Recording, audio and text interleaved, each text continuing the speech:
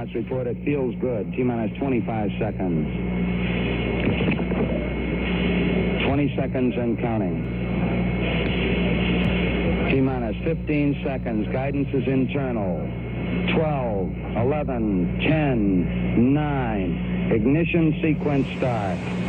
6, 5, 4, 3, 2, 1.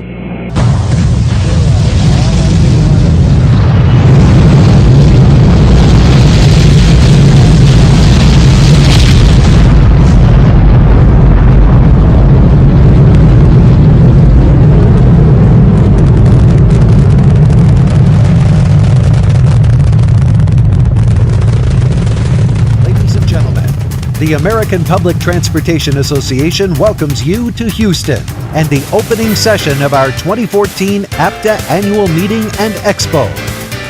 This week is your moment to power the possibilities and be at the core of the fast-growing public transportation industry. Headlining our great lineup of speakers is U.S. Secretary of Transportation, the Honorable Anthony Foxx. And don't miss the roundtable with prominent American mayors on Tuesday afternoon. Hear from Stephen Kleinberg with the changing face of Houston and generational expert Hannah Ubel. Challenge yourself to rethink urban mobility with transportation engineer Sonia Hakela at the closing session.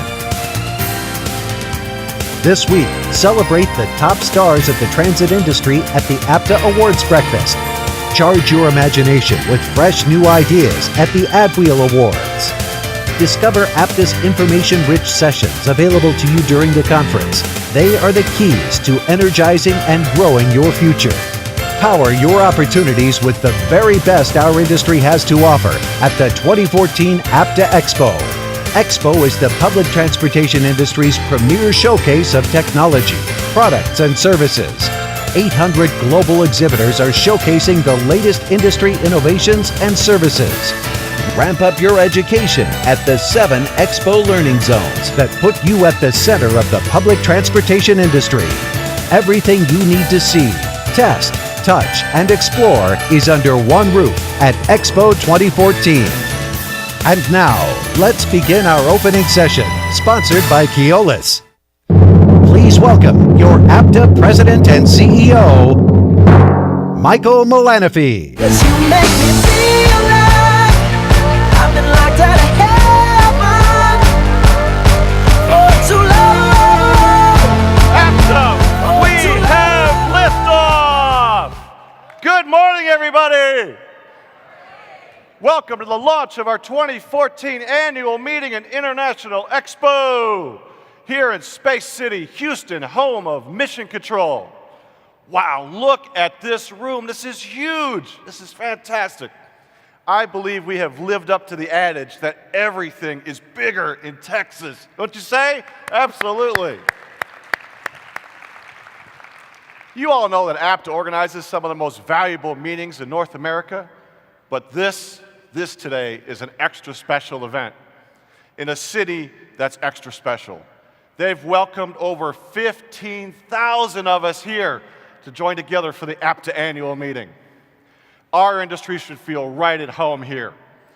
It's not just because the people here smile and they're quick to say, "Hi, y'all, how you doing?" This city's character, it represents so much of our future. The fact that America's gateway to space, well, that's only part of the story. Houston is our nation's demographic future. You see, this is America's most racially and ethnically diverse city in a major city, and it represents what America will look like in the next 40 years. Like public transportation, this city is a great job creator. In fact, it's the #1 city for new jobs in the country.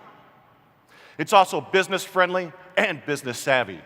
It hosts more Fortune 500 companies than any other city outside of New York.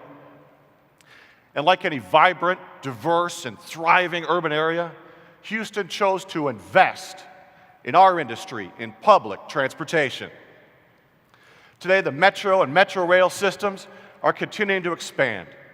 They're linking more and more people to jobs, medical care, and universities. Do these sound like our issues? Of course they do. During the next 3 days, you're going to experience what many of these trends mean, not just here in Houston, not just to our industry, but to you. As our expo theme says, it's all about powering possibilities, and it's all right here. So let's all absolutely. So let's all start by downloading the conference app on your smartphone. You will find every session description, every exhibit, every networking opportunity right in the palm of your hand. And if you're on Twitter or Facebook, take some pictures, post them, tell people what a great time you're having here at Expo. In fact, I'm going to do that right now. Can I get some house lights here? I got a picture of you all. This is cool. Wow, there's a lot of you. I need a bigger camera. Cool. All right. So you better be sure you're wearing your most comfortable cowboy boots because this exhibit floor is huge. It's 280,000 square feet. There are more than 800 exhibitors, a record number for the APTA Expo. Trust me, you are going to want to visit every one of them. And attendees, they have come here from all over the world. We have representatives from more than 67 countries. This is truly an international expo, and we're thrilled about that. This week, we're going to show exhibitors who brought you the latest products and services, and they brought them from all over the world right here in Houston. Isn't that exciting? It's great. This week, we are going to have more than 80 educational sessions. We're going to have 7 different learning zones spread throughout the exhibit center. There'll be sessions on procurement, technical sessions, maintenance, workforce development, and sustainable communities. And as you saw in the opening video earlier, what would an APTA annual meeting and expo be without the best speakers from all over the world? They're going to bring us thought-provoking sessions, and you're going to hear from some of our strongest industry leaders. And don't miss the eye-opening presentations at the AdWheel Center later on today. And please be sure to congratulate your APTA Annual Awards winners on Tuesday morning. And speaking of winners, 2014 marks the 100th anniversary of APTA's Safety Awards. That's right, we've been recognizing safety, achievement, and innovation in our industry for a full century. It's extraordinary. Oh yeah, we should be clapping for safety. That's right. And please be sure to visit our interactive timeline on the APTA Expo floor. We are thrilled that the Honorable Anthony Fox, U.S. Secretary of Transportation, will be joining us Tuesday afternoon. Secretary Fox is someone who truly understands the industry and how it transforms our communities. By the time we close the curtain on Wednesday, you will have all earned a master's degree in public transportation. Heck, make that a doctorate. And of course, making this kind of seminal event a reality every 3 years requires an enormous amount of work. So let's thank our host, Houston Metro, and the hard-working APTA staff. Give them a big hand, please.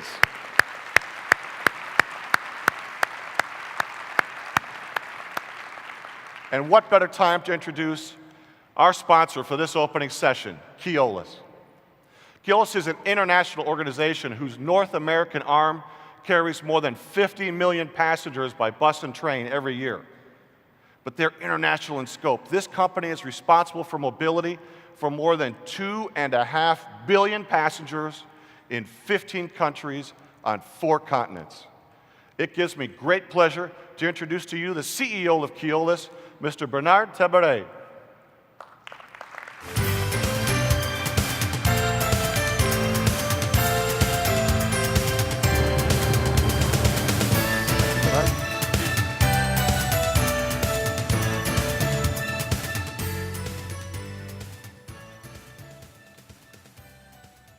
Good morning, APTA. Michael, thank you very much for this kind welcome. Thank you, the whole industry praises your sense of inclusiveness and your energy. And here we see that as you bring together the whole industry in sunny Houston. We thank you, and thank you, the APTA staff, for bringing us together for this World Expo here in Houston. I have been told that short speeches move hearts, long speeches move chairs. I will be brief. Keolis is a relatively new name in the US, yet we have over 100 years of history in public transportation, serving local communities throughout the world, with 55,000 staff, generating over 7 billion US in revenue, carrying 2.5 billion passengers a year in 15 countries. We operate trains, subways, light rail, BRTs, buses, bicycles, parkings. But our culture is to be passenger-centric and mode-neutral. And the obsession we have, above all, is that of safety, which is the condition precedent to any public transportation. Thanks to our dual French and Canadian shareholding, we are proud to have the opportunity to bring our knowledge and enrich our knowledge here in North America. And we are glad to be working with prestigious agencies already here, such as VRE in Virginia, such as RTC in Las Vegas, such as the MBTA in Boston, and many others in Florida and in California, as well as in Canada. They entrust us with their networks, which are key assets that we are the diligent stewards of, yet disposable.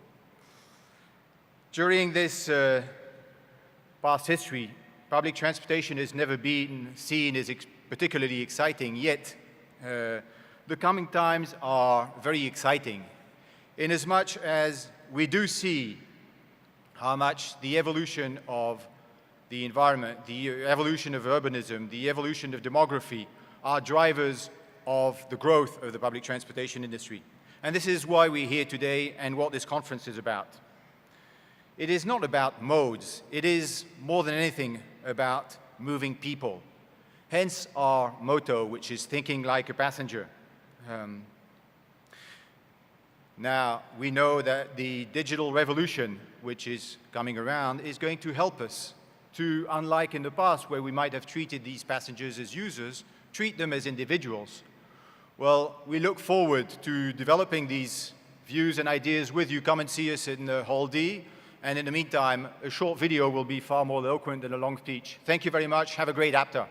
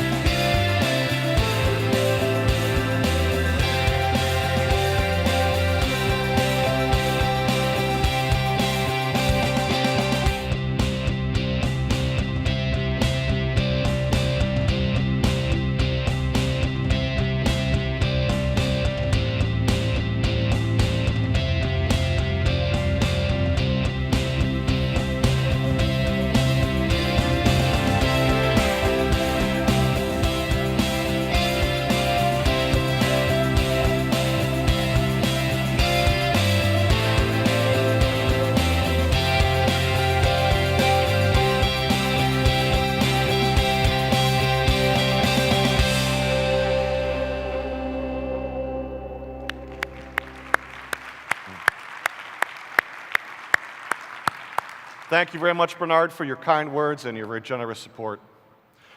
Earlier, I mentioned how the voters of Houston chose to make a decade-long investment in their city's public transportation system. Today, this city is demonstrating the transit truism. If you build it, people will ride it, and they will demand more. Please join me in giving a warm welcome to the CEO of Houston Metro, Mr. Tom Lambert.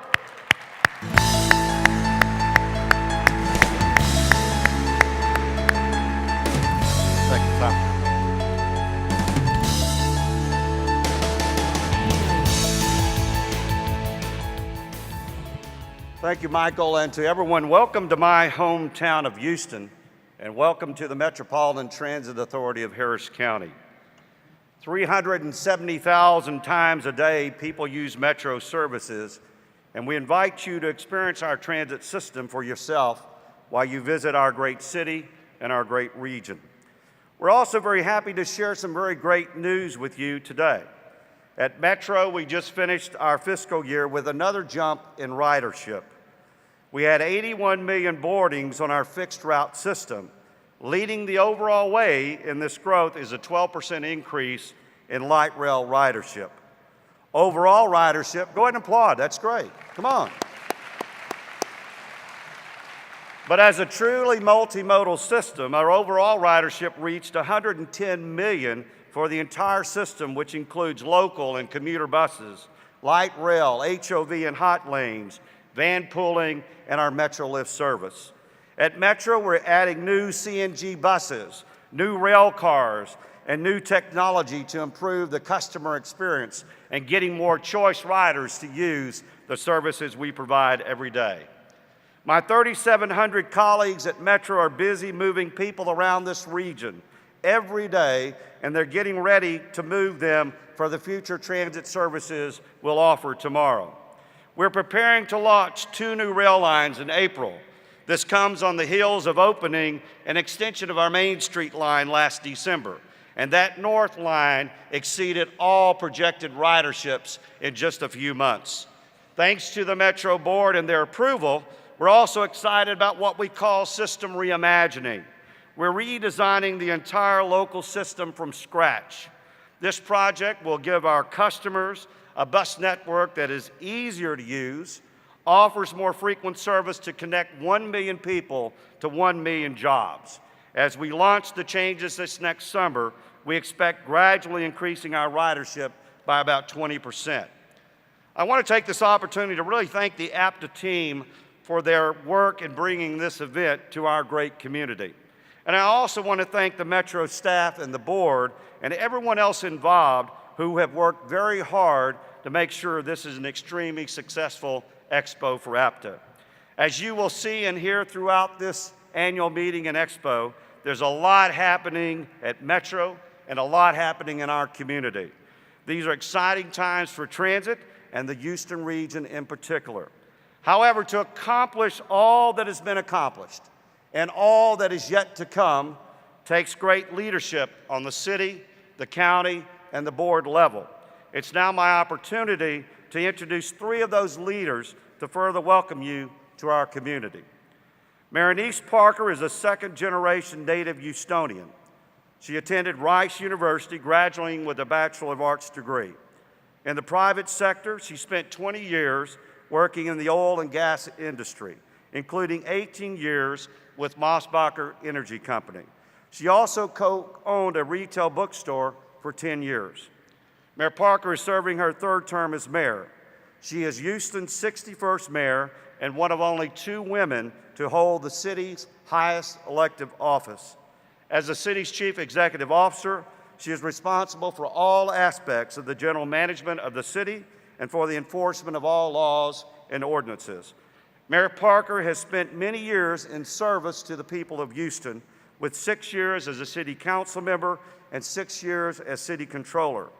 She is the only person in the history of Houston to hold the offices of city council member, city controller, and mayor of the city. Please join me in welcoming the Honorable Marinice Parker, Mayor of the City of Houston.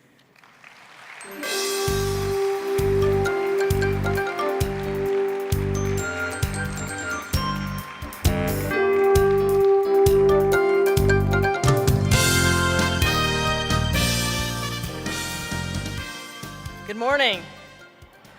Welcome to Houston. Y'all mostly look awake out there. We are very glad to have you here today, although I heard someone earlier refer to sunny Houston. You're just going to be glad you're inside today, and probably the next few days. It's not going to be sunny Houston for a while. But it's going to be sunny inside because we're happy to see you. It's been a while since you have been here, And anyone of you who hasn't been here in Houston in a few years can see the changes. We have the hottest economy in the United States. We are one of the fastest growing metros. And we are investing in public transit in a way that Houston has never done before. You're going to hear from me this morning and also from the county judge. And why is that important? Obviously, because public transit requires the support of public officials at all levels. And I'm also happy to see that Transportation Secretary Fox is going to be here.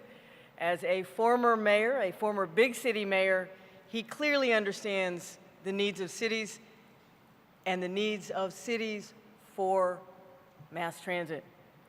Now, if you're going to do missionary work, you need to go where the unbelievers are. And for a long time, Houston was where the unbelievers are.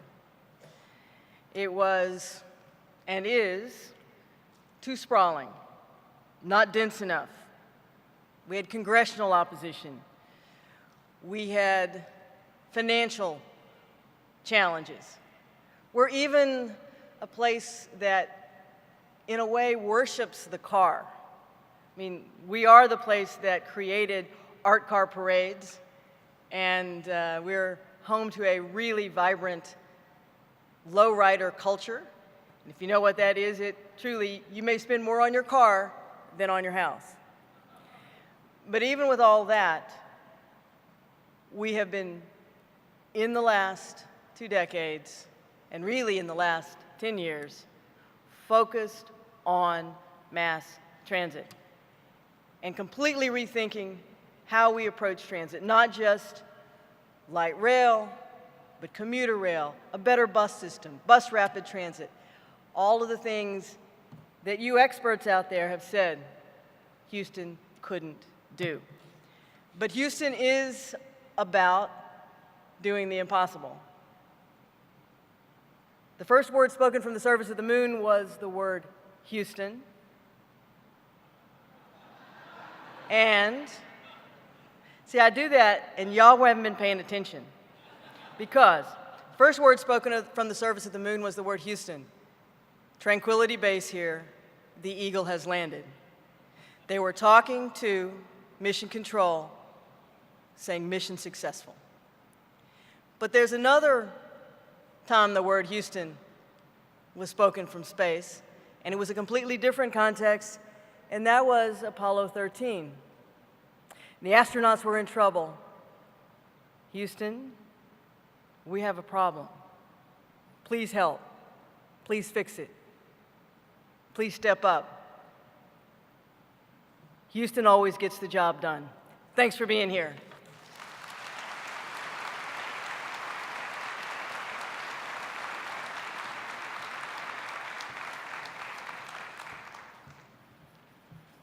Thank you, Mayor. Edward M. Emmett became Harris County Judge on March the 6th, 2007. As a member of the Texas House of Representatives from 1979 to 1987, Judge Emmett was chairman of the Committee on Energy, a member of the Transportation Committee, and represented the state on numerous national committees relating to energy and transportation policy. In 1989, President George H.W. Bush nominated Judge Emmett as a commissioner at the Interstate Commerce Commission. After being confirmed unanimously by the United States Senate, Judge Emmett served on the commission for 3 years.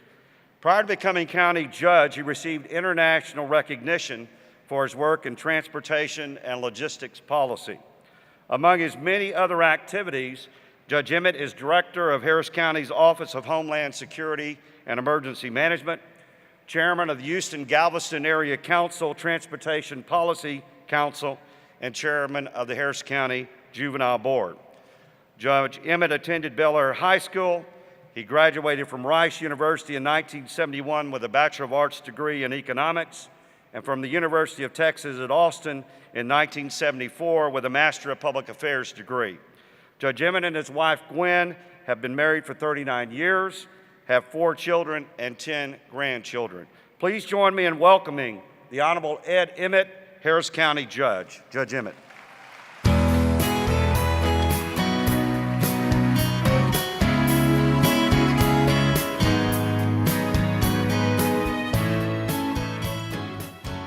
Well, good morning. Quick correction, it's 11 grandchildren now. I had to get that in. You know, I'd be in big trouble if I didn't say that. In fact, the 12th is on the way. Welcome to Harris County. You just heard from my good friend and the outstanding mayor of Houston, Anise Parker. I'm the county judge. For those of you not from Texas, that takes a little explanation. I'm not really a judge. Anywhere else, I might be called the county executive, but that's not even true either, because I and 4 county commissioners set policy for Harris County, third largest county in the United States, over 4 million people, larger than 24 states. And collectively, we're called the Commissioner's Court, but we're not a court. It's a Texas kind of thing.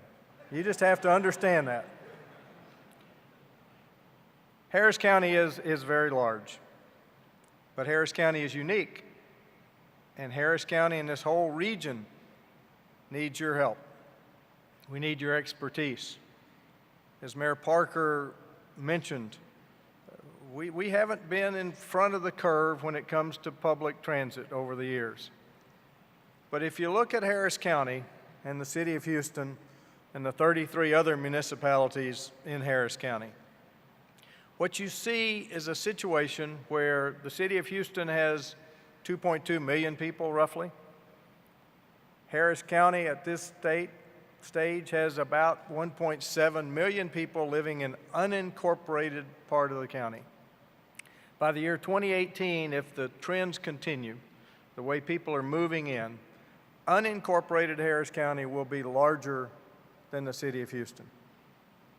Now, I have to mention, since Mayor Parker brought up the first word spoken from the moon, they were technically incorrect. I can tell somebody's from Harris County. The NASA Manned Space Center at that time was in unincorporated Harris County. So if I could have just gotten them to say Harris County, the Eagle has landed. But no, didn't happen. But I'm proud to be part of Houston. I tell people all the time, when they move here, like the new ExxonMobil facility in North Harris County is in unincorporated Harris County. But when I ask them, where do you tell people you're moving? They say they're moving to Houston. So we are all in this together. But it's not just Houston and Harris County, it's an entire region. And I think we are perfectly positioned to be a laboratory for how public transportation should work. We cannot keep building concrete rings farther and farther out around the city and around the county. I only half-jokingly say we're just completing the Grand Parkway, which is the 3rd concentric ring. The next ring really would be a ring around San Antonio. It would just kind of intersect with us. We have got to address our public transportation needs in this environment. And yes, we're very different, because it's not just a matter of getting people to the downtown core, which is vitally important to our whole region, but we've got to find a way for public transportation to serve all those millions of people who live in, we used to call them suburbs, but in fact they are now their own employment centers. We have to redefine how we approach public transportation. You're the experts. That's why I'm so glad you're here in Houston, in Harris County, and in our region. Thank you for coming.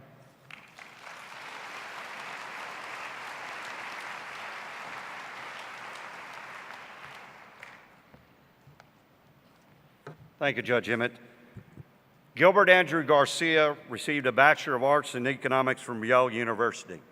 After graduating in 1985, he joined Solomon Brothers in New York City, where he became a vice president specializing in mortgage-backed securities.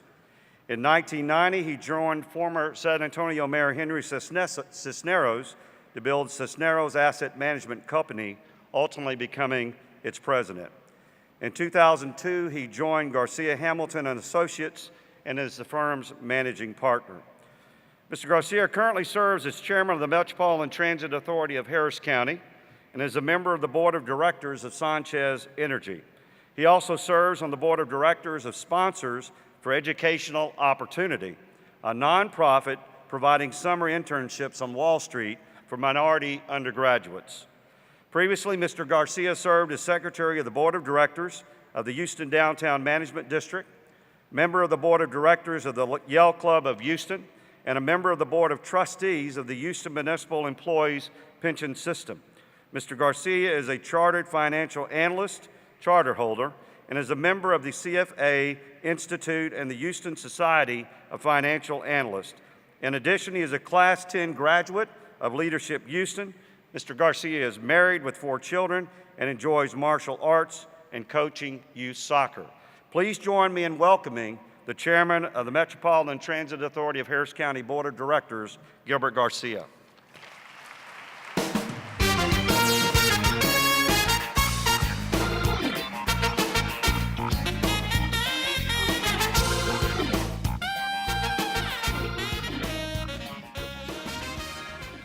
Good morning, my brothers and sisters of transit. I gotta tell you, I couldn't be more excited to be here.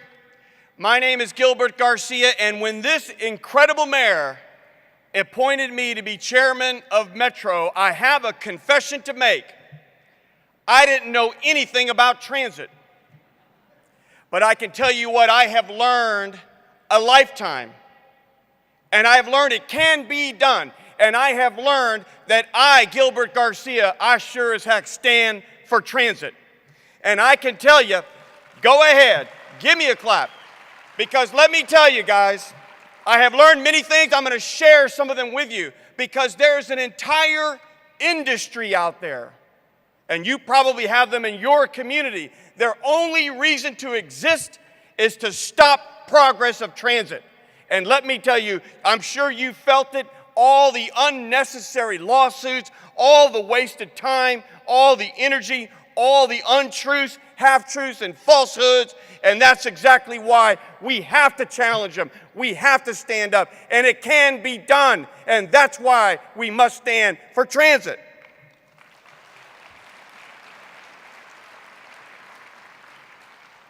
So we have to look at all of their arguments and one by one shoot them down.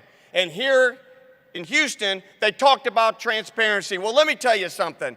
They don't need to FOIA us. Everything's on the internet.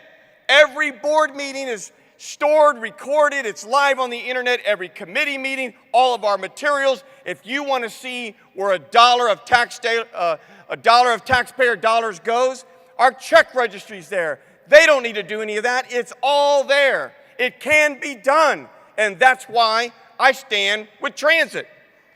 And let me tell you, when we came here, we knew we would have to have a referendum in Houston when we arrived 4 years ago. And that's, of course, to determine how we share part of our sales tax revenue. It's been controversial in this area for a long time. And ultimately, there were people on this side who said Metro needs all the money back. And there were people on this side who said, take all of Metro's money away from them. But let me tell you, we rolled up our sleeves. We found a compromise that gets Metro $400 million it would not have had otherwise. And I thank Mayor Parker for her leadership. Judge Emmett, I'm so grateful. He happens to be a transit expert. You see, it can be done. And that's why I stand with transit. So let's talk about our rail. I've heard the skeptics say, oh, that 7.5-mile rail, it's just a choo-choo train. You've heard that, right? Well, let me tell you something. That choo-choo train is now the lifeblood and the main artery that services downtown and the medical center. Those areas couldn't exist without that choo-choo train. And I will tell you something else. That train, even though it doesn't go anywhere yet, already crossed 100 million boardings 4 years ahead of schedule. How about that for a choo-choo train?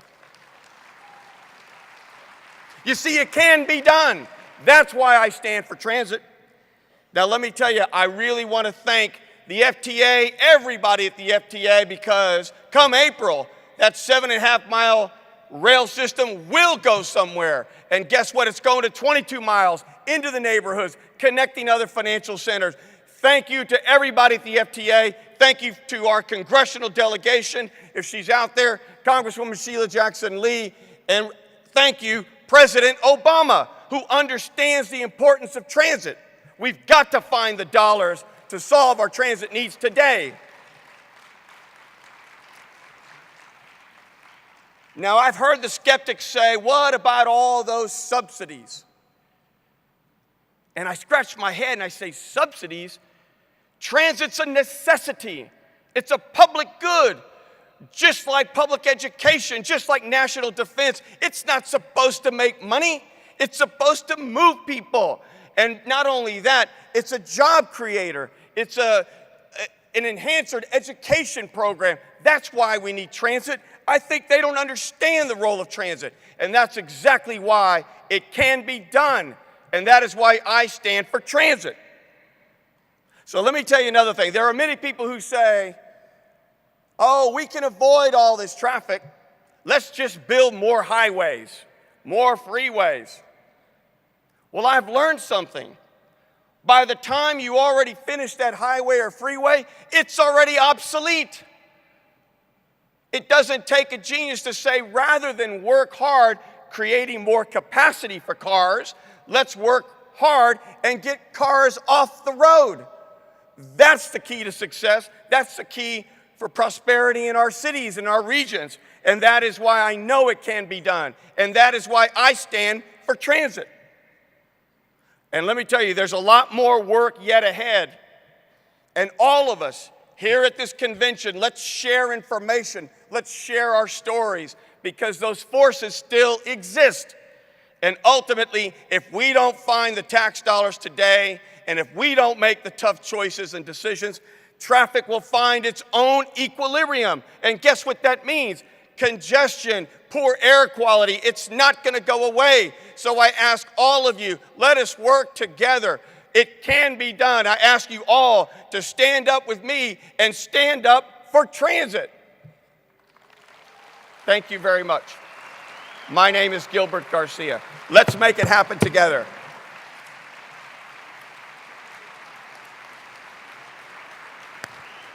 Outstanding. How's that for an inspirational speech? Oh my gosh. It is clear that we now have clearly established Houston is a great place to live and to work. What a great set of, I don't know how I follow that really. That's tough. So you just heard a couple of examples of public transportation's changing footprint throughout North America and throughout the world. In fact, our industry has been reinventing itself for years. Think about a moment about remarkable changes that have happened in the 33 years since we held our very first expo. You could be certain that the attendees at the first expo, they weren't carrying cell phones in their pockets because, well, they look like this. Back then, people didn't use a computer at work, and if they did, saving a document, well, it wasn't too convenient.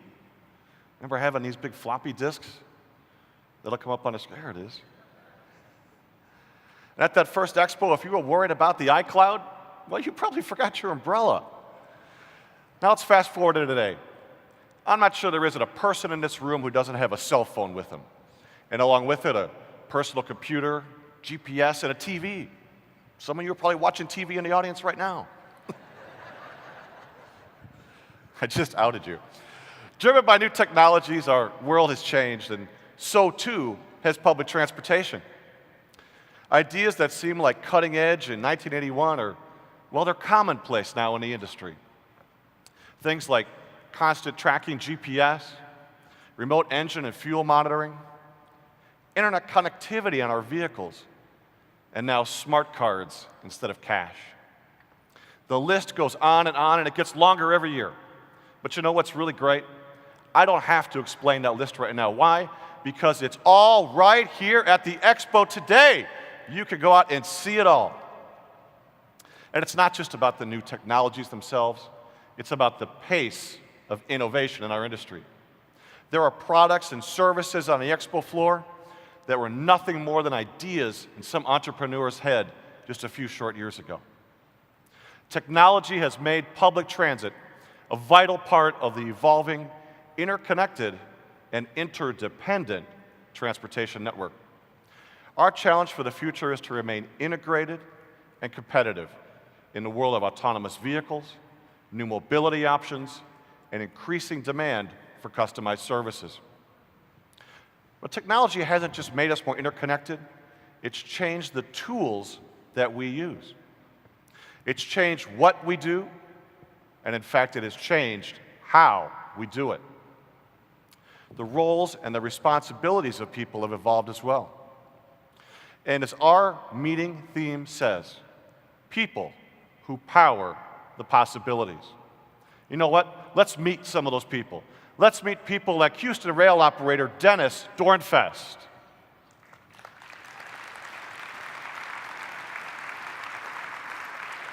Engineer Jose Enriquez.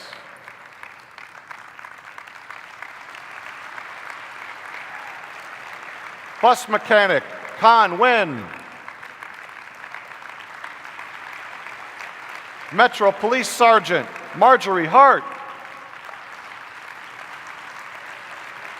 Bus operator Melvin Riley. And transit planner Priya Zachariah. Give them all a great big hand to these fantastic Metro employees.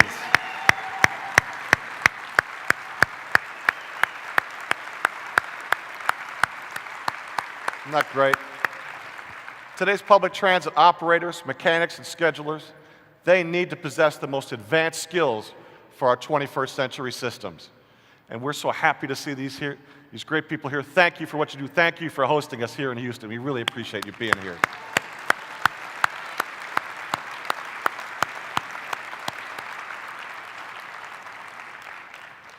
New knowledge-based jobs that didn't exist at the very first expo, well, now they're a prerequisite for success.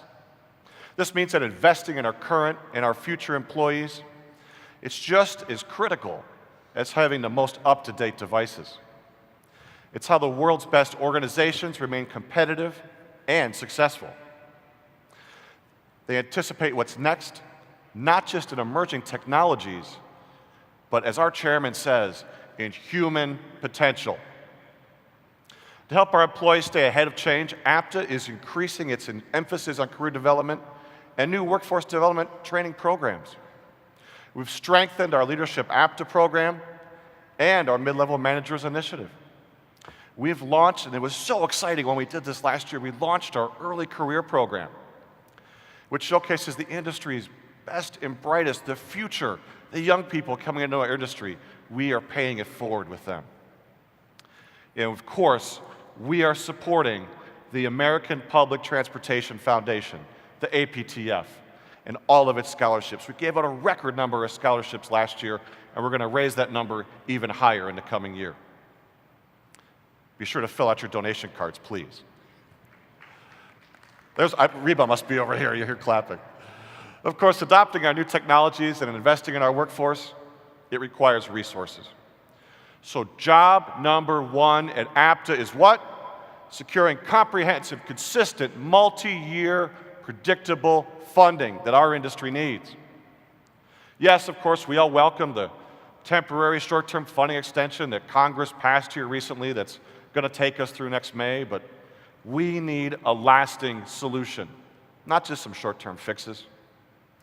Predictable, adequate funding is the only way that we can plan multi-year projects, modernize our aging systems, and meet the growing demand for public transit.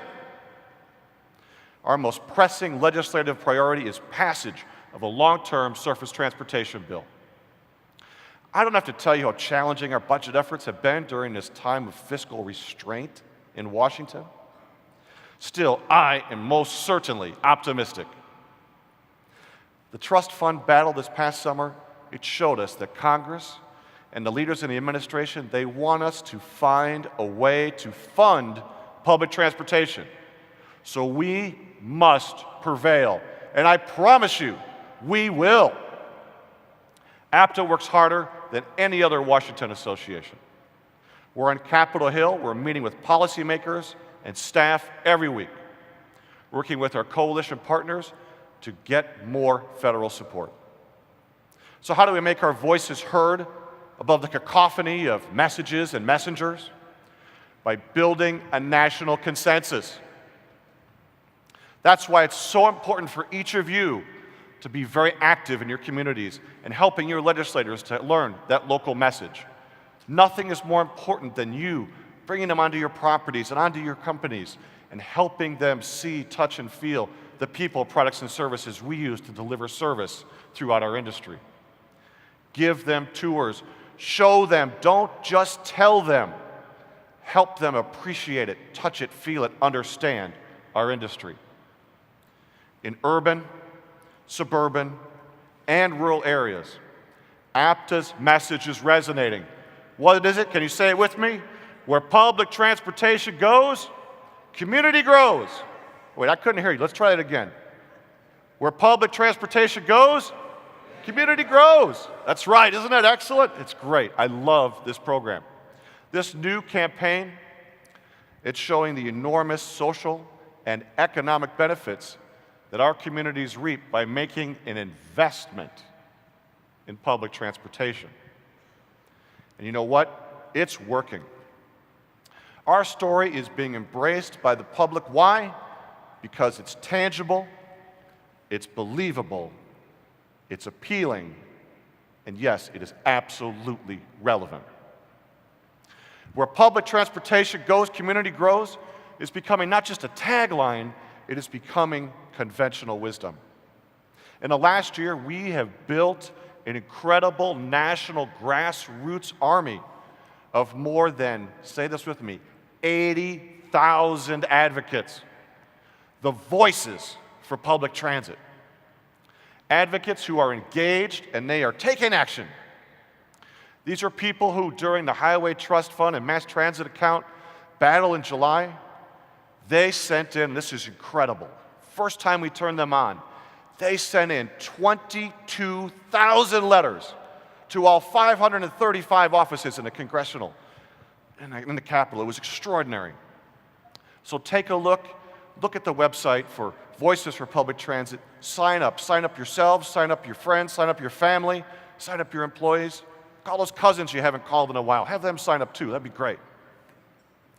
I urge everyone to become a voice for public transit. And you can sign up on Plaza 3 on the Expo show floor when we go down to the floor. So get in there and sign up. We'd all appreciate it. These numbers, they're proof that our industry is valued by the very public that we serve. This morning, right now, think about what's happening across this country, all over the nation, not just here, but around the world. Thanks to what you do, a single mother is boarding a bus to drop her child off at daycare on her way to work. A family is visiting her community market, and a chef is having the opportunity to open her restaurant early because there are huge crowds waiting to get inside.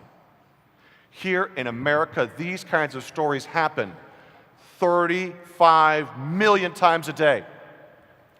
How many other industries can claim to touch that many people in a single day? It's extraordinary. So when I look out across this room, I cannot help but be impressed by our influence. We've come together from large and small communities throughout the globe to be here today, to share information, to learn, to lead, and to prepare for an even more exciting future. We're inspired by the technology and the innovation that have become an integral part of our work. We're energized by the new skills, the knowledge, and the enthusiasm of our people. And we are galvanized by our goal to secure the resources needed to meet the changes and the challenges that lie ahead. So as we launch APTA's 12th International Expo, here's to all of you. Here's to all you do to make our industry great. Let's celebrate. Let's have a great time here in Houston.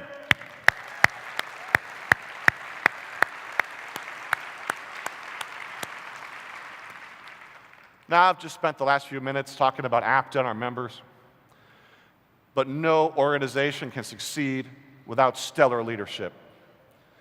We have been so privileged to have a strong and engaged leader in our executive committee and our board of directors, seated up here in the front. Please give them a big hand. Thank them for all they do to help lead our organization.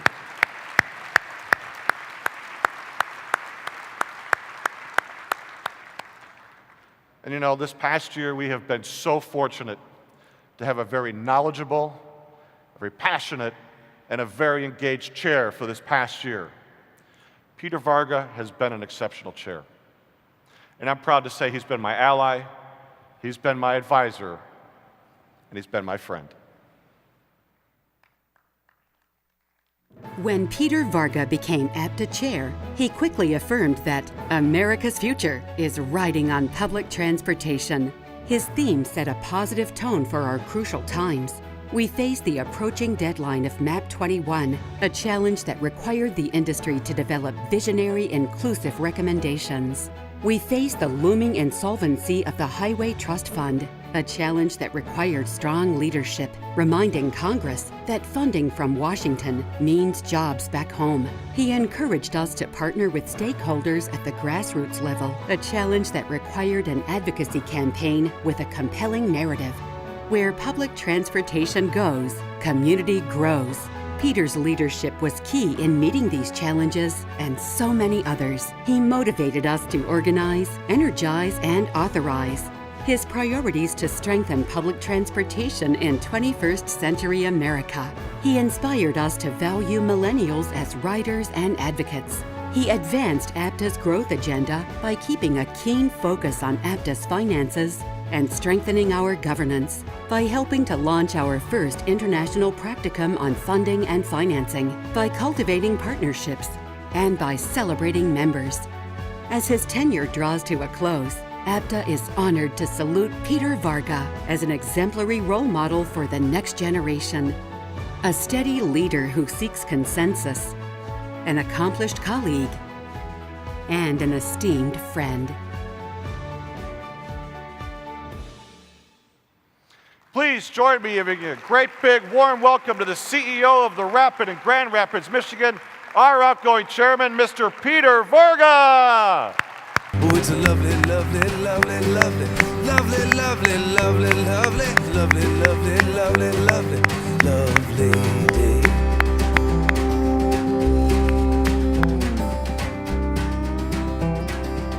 Welcome, Peter. Thank you so much for this.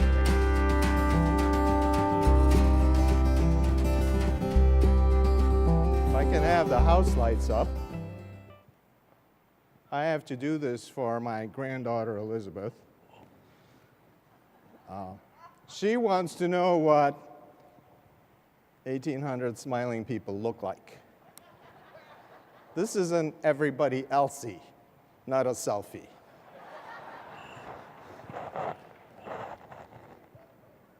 Okay, I can't see all of you smile, come on. Thank you.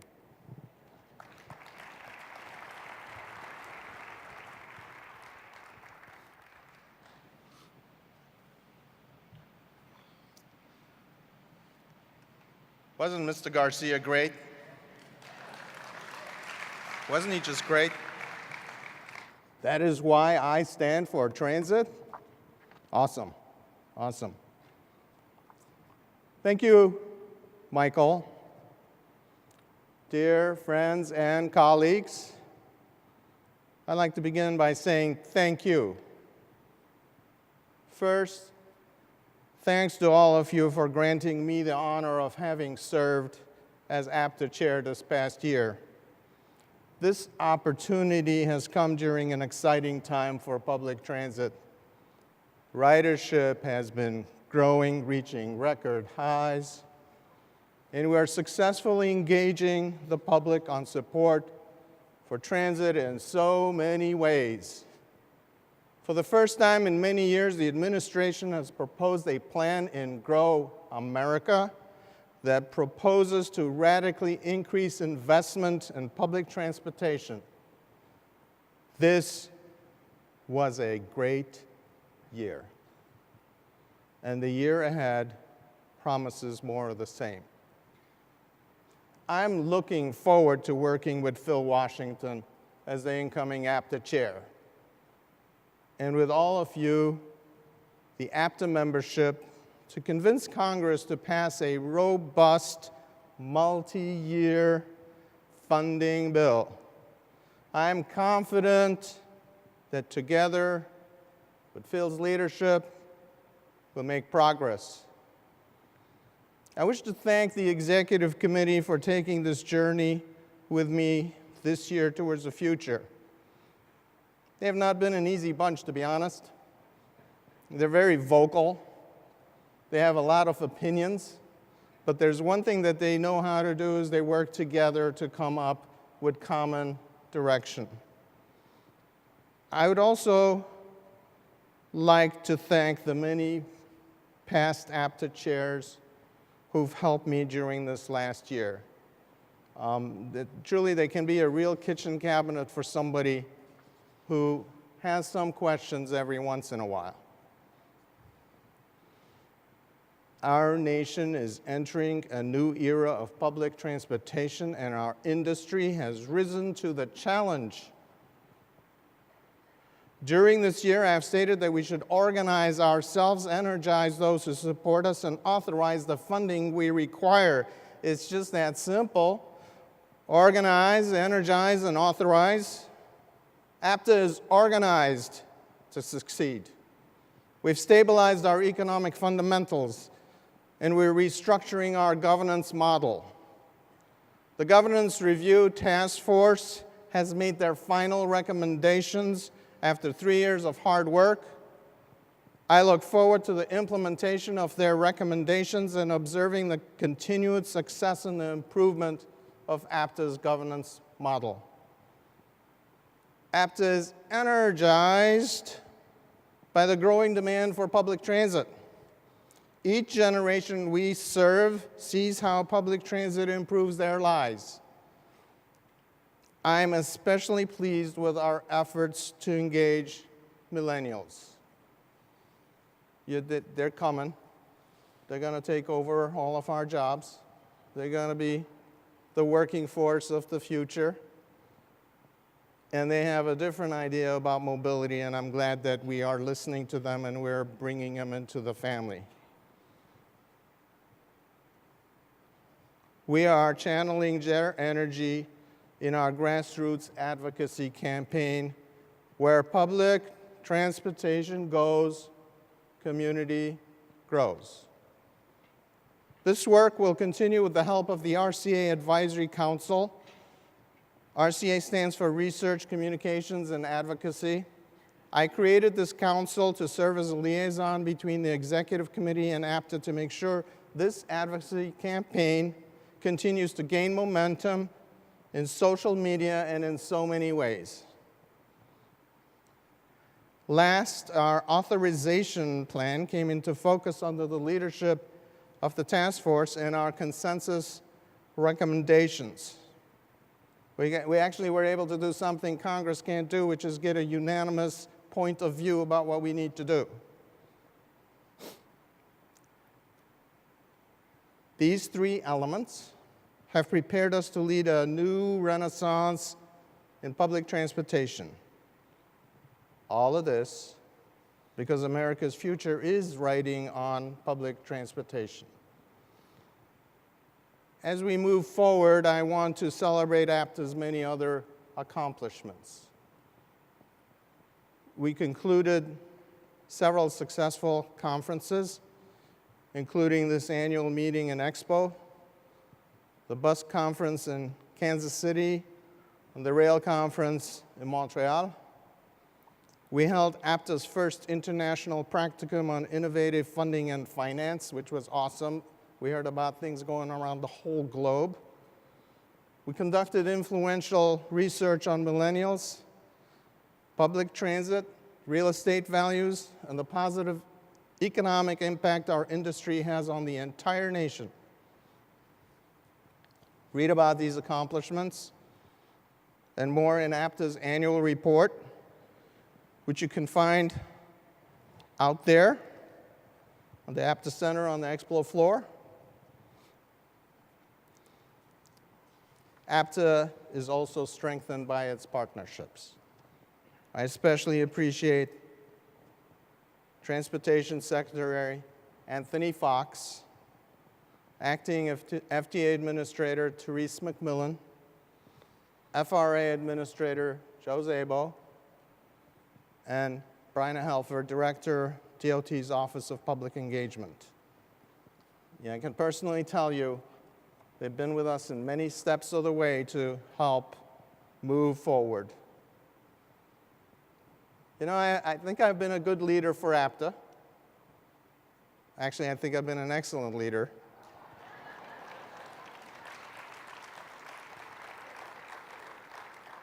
It sounds funny, yeah, but you know, I was. I took this seriously. I think you think I'm just like Mr. Garcia here. You know, that is why I stand for transit. You know, we're all together. I'm also proud to say that at the same time I was able to be the CEO at the Rapid and really move things forward. We at the Rapid launched the Silverland, Michigan's first BRT less than 2 months ago.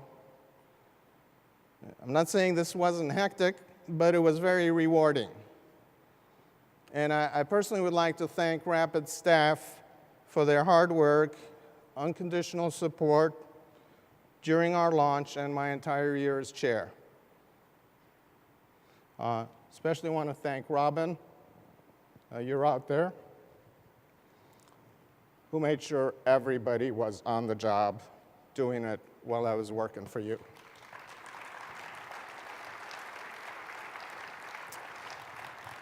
My deep gratitude goes to my family, especially my wife, Susan, for her understanding and encouragement when after work called me away from home, and she has admitted that that has not been easy.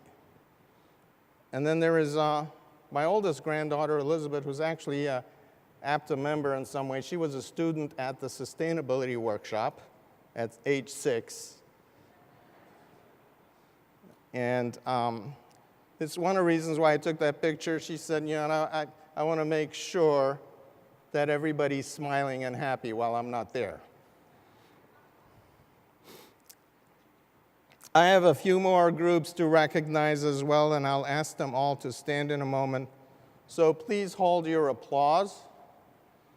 I'd like to recognize past APTA chairs. Their assistance was invaluable.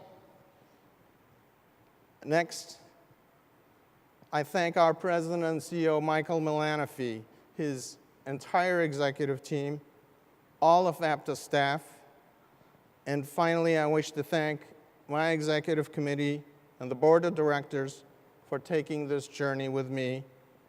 Please, all of you stand, and maybe you can bring the house lights up a bit so we can see them.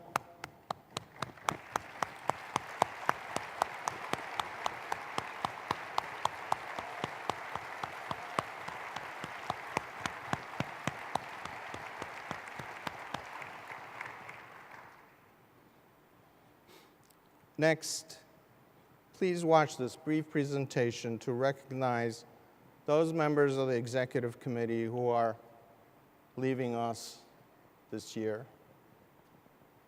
Laura M. Castillo, Ronald L. Epstein, Joseph J. Giletti, Crystal Lyons, Reginald A. Mason, Gary W. McNeil.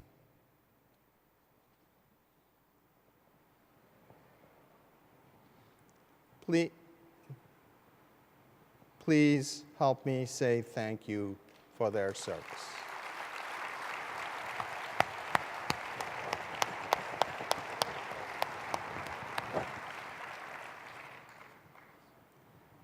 As past chair, I will support APTA Chair Phil Washington. Phil is a really good friend. Phil is the best person to follow me. I am very, very confident in his ability to move us forward even further. his executive committee, they're going to be just as vocal as some of the other ones, and that's fine because we're working together. And then especially APTA staff, I'll support them all to make sure that we actually make it happen for us and move things forward very positively. I would like to now please have you watch this brief video about Phil. Phil Washington is a man on the move. As the general manager of Denver RTD, his own words say it best: let's build as much as we can, as fast as we can, until it's all done. With this as his guiding strategy, Phil is leading an unprecedented number of projects, integrated under the Fast Tracks umbrella, one of the nation's largest and most innovative public transportation initiatives. It's spurring vibrant transit-oriented communities and transforming the Denver region. Under Phil's leadership, RTD is building 122 miles of rail and 18 miles of BRT. And the agency just reopened historic Union Station, a modern multimodal transit hub. Phil developed and brokered the Eagle P3 rail project, the first public-private partnership of its kind that is financing 36 miles of new commuter rail scheduled to open in 2016. Phil's passion for public transportation, rapid progress, and leadership didn't start when he joined RTD. As a youngster growing up in Chicago's South Side, he saw that public transit improves lives and strengthens communities. As a young adult, Phil enlisted in the U.S. Army and began his first storied career, serving for 24 years. He attained the rank of Command Sergeant Major, the highest rank an enlisted soldier can achieve. Both experiences were instrumental in developing Phil's leadership values: expand opportunities, provide training, and support teamwork. These values are front and center in Denver's WIN program, a partnership he created to help people find jobs in transportation and construction. In the career pathways Phil provides for RTD employees, in MAX, a cross-agency leadership development program he launched with his peer general managers, and in his support of APTA's workforce initiatives. Phil's vision and passion for excellence have been widely recognized. The White House honored him as Transportation Innovator in its Champions of Change program, and he received APTA's coveted Outstanding Public Transportation Manager of 2013, a well-deserved honor indeed. As he takes the helm as APTA Chair, we salute Phil Washington. Please welcome my good friend and your APTA Chair, Phil Washington.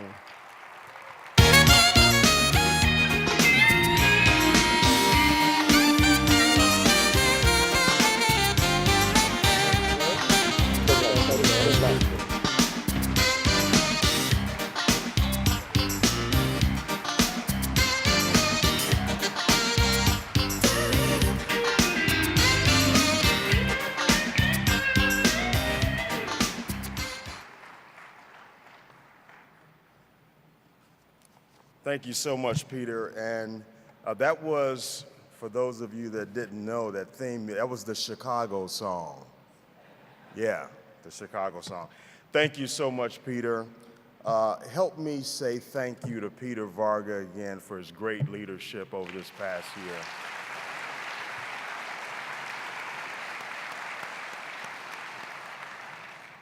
I'd like to thank all of you for entrusting me with this great honor of being your Chief Transportation Advocate.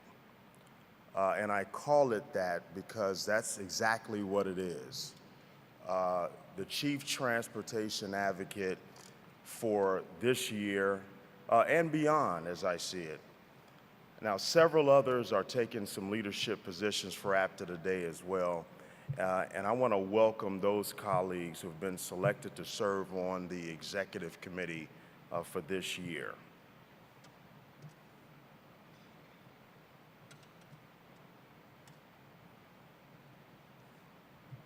And we have a video coming up. There we go. Dr. Valerie J. McCall, Doran J. Barnes, Peter Varga. At-large members, Michael A. Allegra, Christopher P. Boylan, Nathaniel P. Ford Sr., Waylon Harrison, Angela Iannuzziello, Paul C. Jablonski, Gene Krieg, Donna P. McNamee, Rosa Navahar, Keith T. Parker, Thomas Prendergast, Michael A. Sanders, Patrick J. Scully, Carl G. Sidoric. Please give them a hand.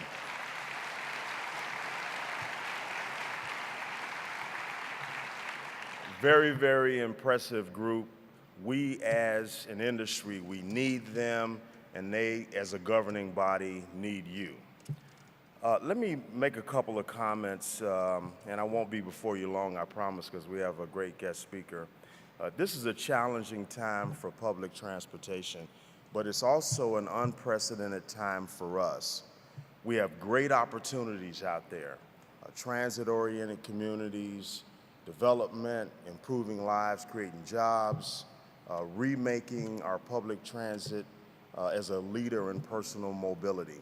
I'm an optimist. I've been talking the last couple of days about our challenges and looking at those as an opportunity. And I oftentimes talk about how opposition and opportunity is two things. Some people run towards opposition. A big wave out there, you see surfers run towards a big wave. You see others run away from it. This is an opportunity for us, I see in the next year, to run towards those challenges and overcome those challenges. I see my time as chair as a call to action, a year when we can all work together to really shape the messages that define us out there.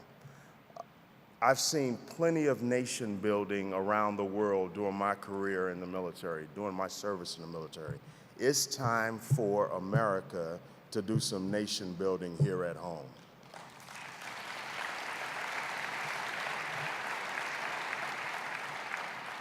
It's time to make our case. It's time to make this case that says we want community development, we want job creation, we want innovative problem solving. We've preached to anyone who will listen that we need a long-term transportation infrastructure funding bill. We've made this argument that there's an $80 billion infrastructure deficit out there. That argument has not resonated. We made the argument that bridges would fall down and other things would go wrong. But that has not resonated because we still don't have a long-term transportation funding bill. When you have a pickup truck hitting a bridge and it collapses, that is not good, which happened a couple of weeks ago. The individual resolve and advocacy by our leaders for a long-term funding bill has not resonated because it has not resulted in collective action. So individual advocacy at that level has just not resulted in the collective action that we actually need. Personally, I am not accustomed to this type of leadership paralysis, especially when 70% of Americans are willing to spend more and willing to invest in our infrastructure.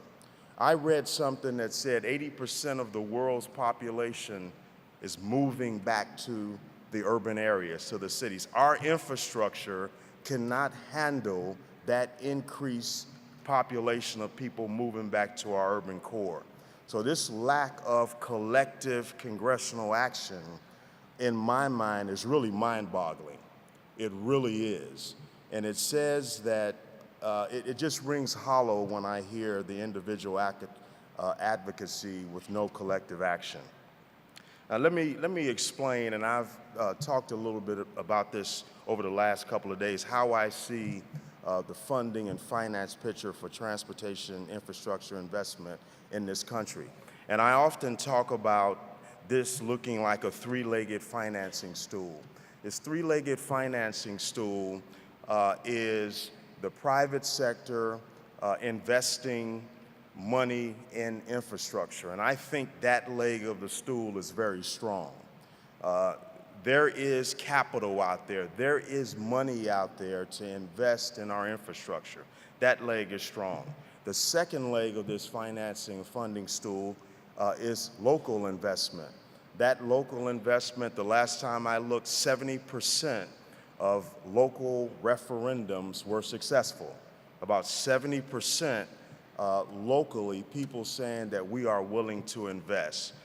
The third leg of this financing stool is the long-term transportation infrastructure financing bill, and that leg is wobbly. In terms of planning, it's very difficult with the uncertainty that comes with no long-term bill. It's very difficult for us to plan at the local level with many of these projects, multi-year projects. And so something has to give. I see us with two powerful megaphones as we move forward. First, I'm calling for a National Day of Transportation Infrastructure Advocacy. A national day, a day when every public transit agency, large and small, urban and rural, and their friends around the country, and also the business sector, come together in a common purpose to stress the importance of investing in our infrastructure, to do that nation building that I talked about a minute ago. I see this National Day of Infrastructure Advocacy happening in as many states around the country as possible. One day, one goal, one message in the spring of 2015, and I'm looking at the week of April the 6th of next year, where we have these media days, this national day in all of our cities around the country. Sends a message to our elected officials that they must act in the best interest of our country in the area of transportation infrastructure. Transportation infrastructure funding, we can all remember when it was not a partisan issue. We can remember and we know that it really does lead to job creation and livable communities. This infrastructure investment, we know, leads to tremendous economic benefit with regard to dollars being injected into the economy. We need that collective action from our federal leaders, not individual advocacy. For all of this to be successful, this National Day of Infrastructure Advocacy, it's got to happen around the country. I can't just do it in Denver. We can't just do it in one place. We got to do it all over the country. We are going to lay out a blueprint in the next several months, a blueprint that talks about talking points, that talks about various logistical things with regard to this National Infrastructure Day. The second big megaphone is what APTA's Strategic Planning Committee is proposing in its next 5-year strategic plan. I had the pleasure of chairing APTA's Strategic Planning Committee, and we talked about what is going to happen in the next 5 years. What kind of environment will we have out there in the next 5 years? Just this past Saturday, the APTA board discussed a draft plan, something that we crafted with a lot of input from all of you. We did a lot of outreach to all of you, and we still need additional feedback, of course, but this new draft plan really sharpens our focus and ensures that we're taking the right action at the right time. We identified 5 top mega trends or drivers that we think we will be faced with in the next 5 years. The first one is increasing expectations for improved safety and security measures. We're going to have safety and security, as you know, is a huge thing. we are going to have increasing expectations there. The second big piece is, of course, the funding piece, the resources, the financial resources out there. We're going to have to face that issue. The third piece is shifting workforce demographics. This idea of workforce demographics. As part of that, I want to see in the next 12 months a standardized, accredited transportation career pathway. A transportation career pathway where people know when they're entering into the industry, they know exactly what they have to do in order to be an expert in various things. And I'm not talking about just a white-collar career pathway, but a discipline-specific career pathway for our electromechanics, our track maintainers. Putting together a career pathway with the bottom rung being an entry into the industry and touching people as young as between 6 and 18 years old and attracting them to the transportation industry. The fourth mega trend is this changing customer demographics and lifestyle. What do we do in the next 5 years to address these changing demographics and lifestyles that we're seeing? And the last piece is the accelerating technological innovation. We are having a tremendous acceleration of technology. How do we face that in the next 5 years? And so those 5 things that I've laid out are the things that the Strategic Planning Committee came up with to address. And we're going to look at these things, develop APTA goals and strategies, and also develop the performance measures so we see how we're doing. We're going to have this on the APTA website, and so you will see that there. I would also add that asset management and state of good repair is part of this as well. We know that we have this infrastructure deficit out there, and we have some systems that are in need of state of good repair. The other couple of pieces I wanted to just touch on is this ongoing need for research and strengthening the international reach of APTA so we can learn best practices and share best practices.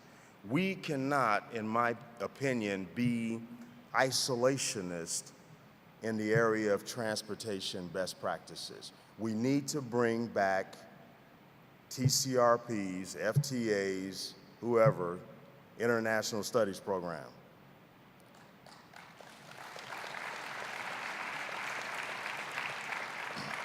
Now, this allows our public transportation professionals to learn the best practices around the world.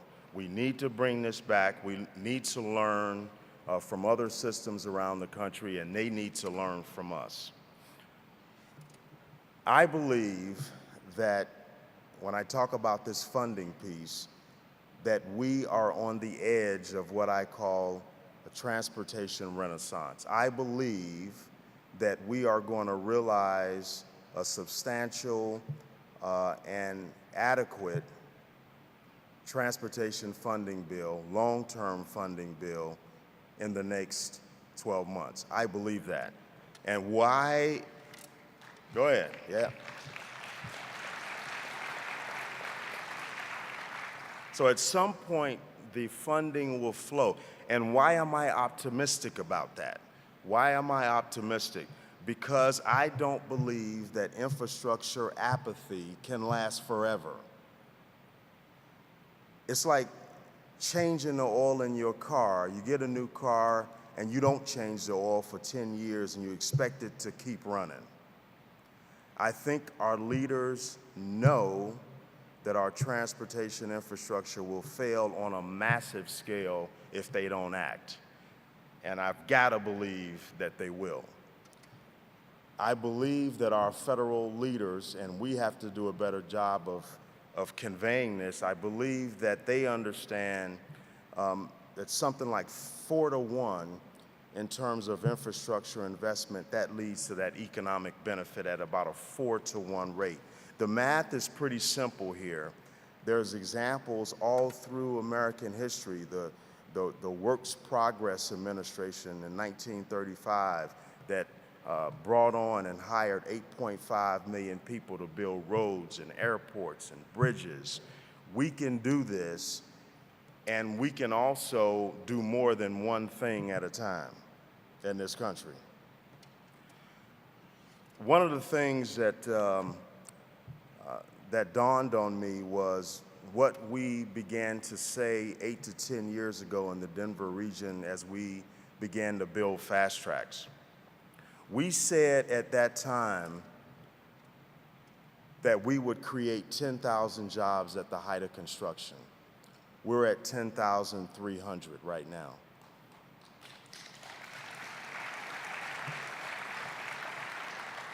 We said that we would inject $2.2 billion into the local economy. We're at $3.3 billion. We said that transit-oriented communities would pop up all over the region because and it was spurred on by transit. I can't pick up a newspaper now without seeing a groundbreaking of something near our station. So I have to believe that this can be replicated anywhere in the country if there is leadership and if our leaders have the intestinal fortitude to make the investment in our infrastructure. And if they do that, the economic benefit, the payoff at even a 4-to-1 rate will follow.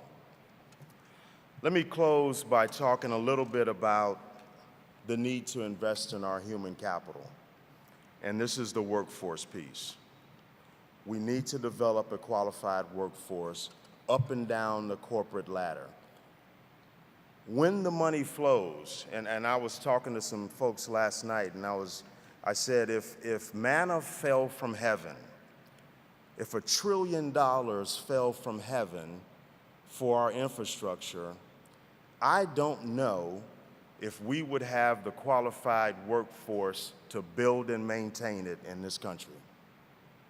I don't know if we would have the blue-collar workers that we need to build and maintain that infrastructure in this country. So the question becomes, are we people ready when the money begins to flow? And we heard the term shovel ready a few years ago. What we found out was some of the projects were actually not shovel ready.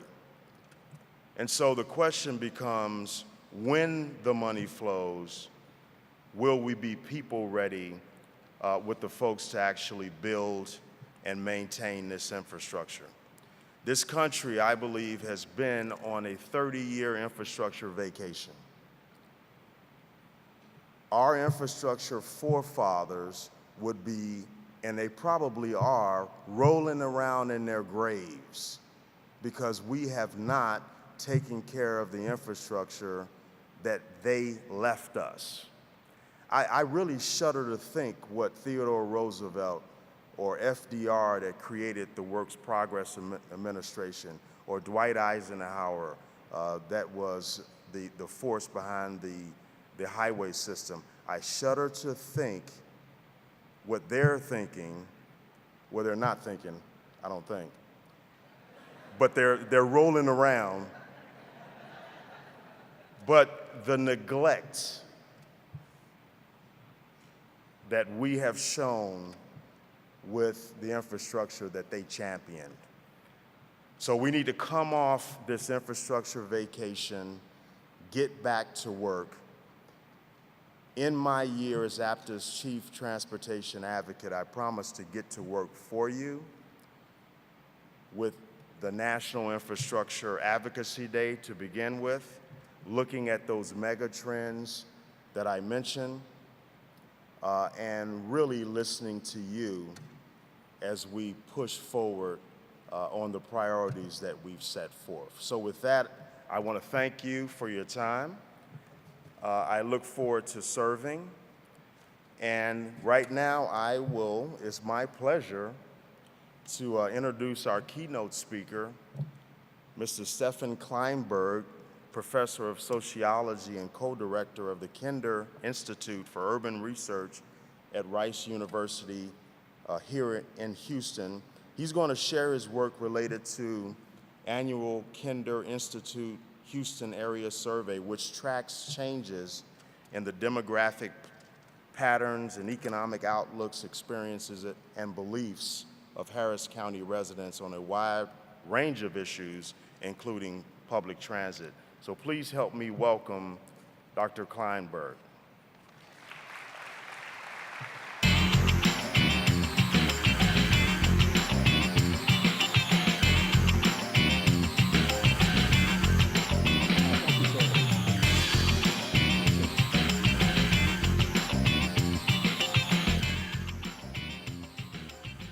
Let's see, someone up here is, here we go, I think that's, yeah. Ooh, I can see like the mayor was, yeah, you are out there, okay.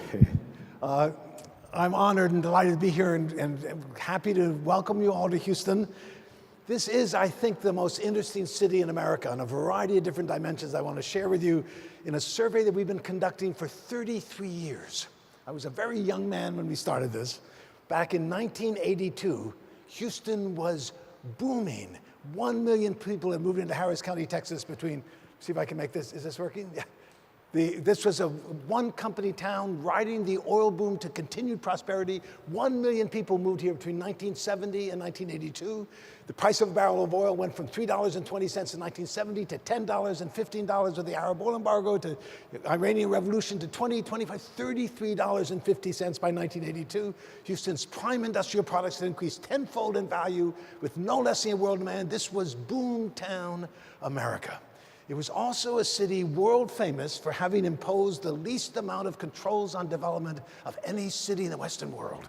Who cares if it smells? It's a smell of money. So what if it's ugly? Come on down. This is where the jobs are. And a friend of mine just started a new survey organization, and I was teaching a research methods class, the sociology majors at Rice. And we said, let's do a survey of how people are dealing with this incredible growth, but growing concerns about traffic, pollution, crime. What kind of city are we building?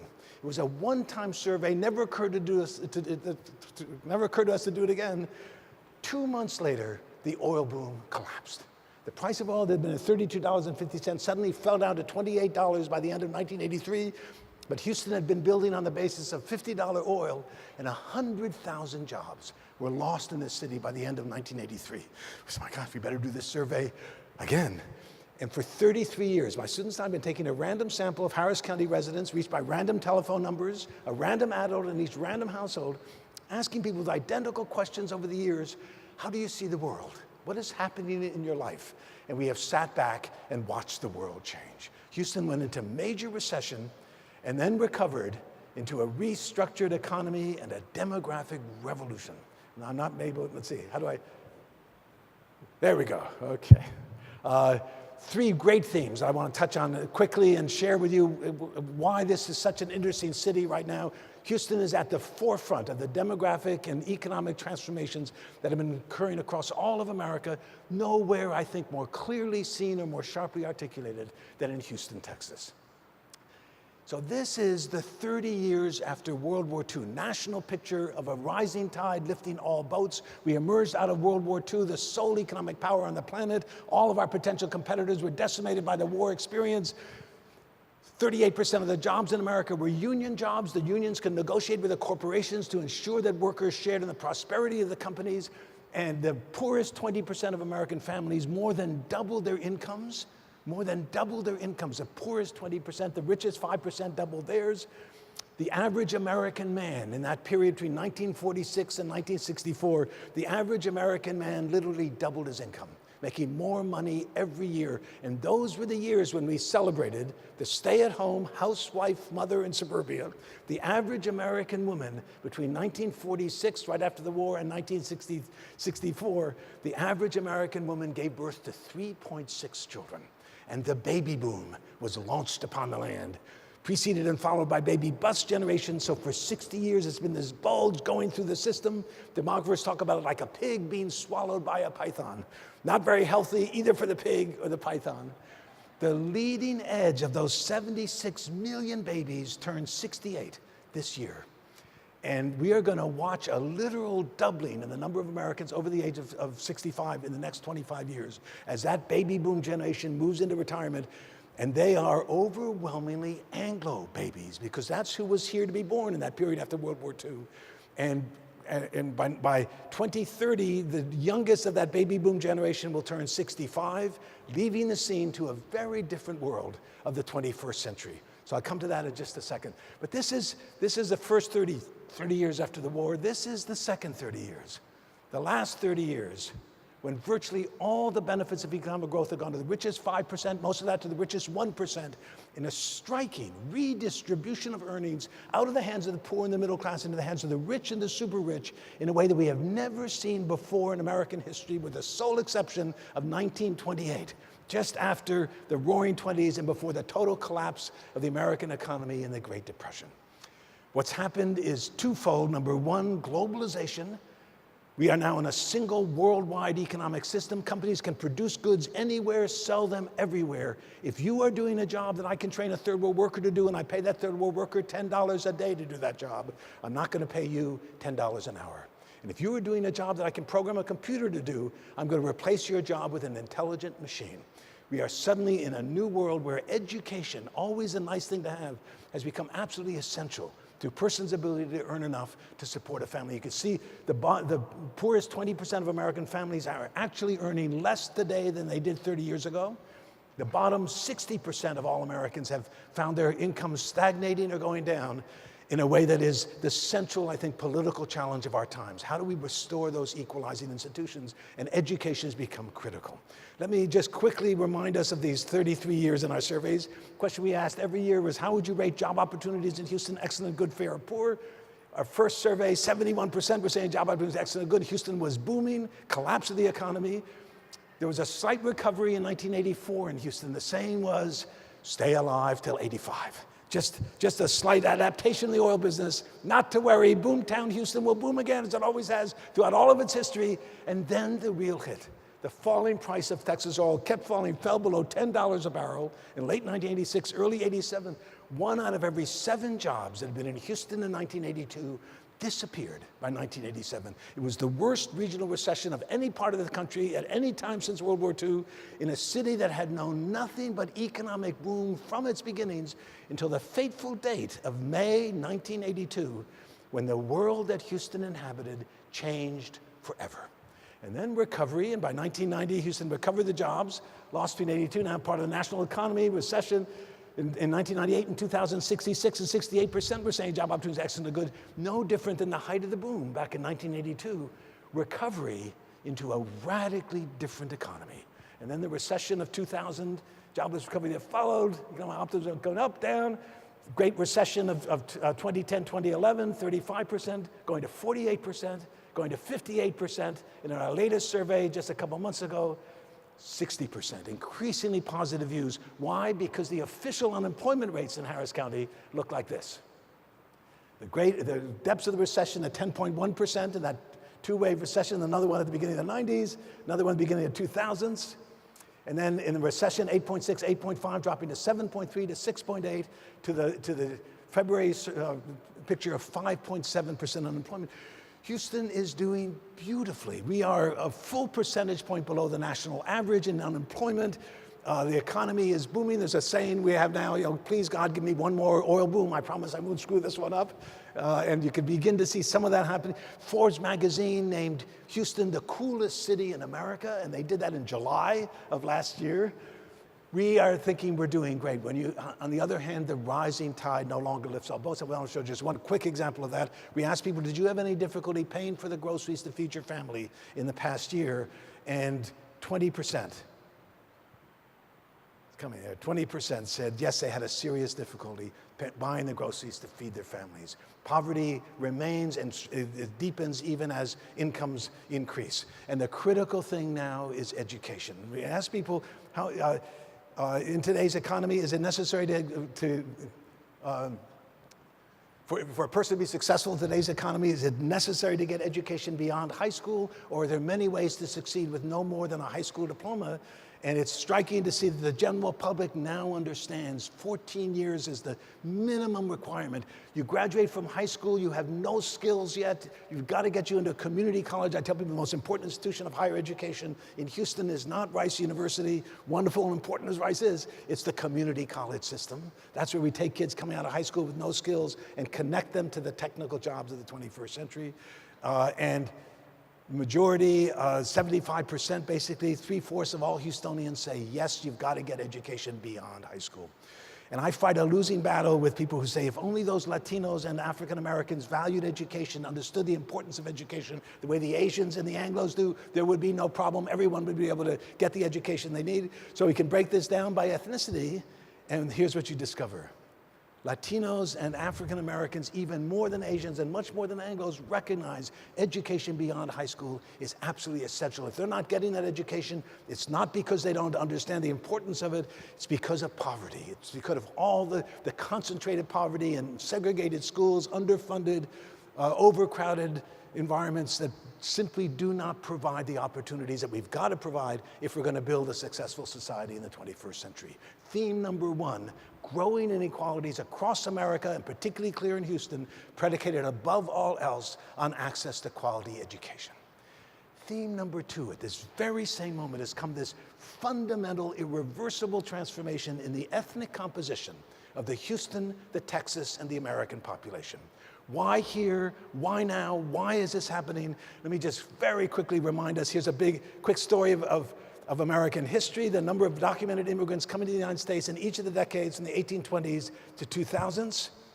And the fundamental story here is that between 1492, when Columbus sailed the ocean, and 1965, when LBJ was still alive, try that again, between 1492 and 1965, 82% of all the human beings on the face of this earth who came to American shores through all those years, 82% were coming from Europe. Another 12% were Africans brought here as slaves to serve the Europeans, and there's a handful of Chinese and Japanese working as farmers and laborers in California and Hawaii. This nation was an amalgam of European nationalities.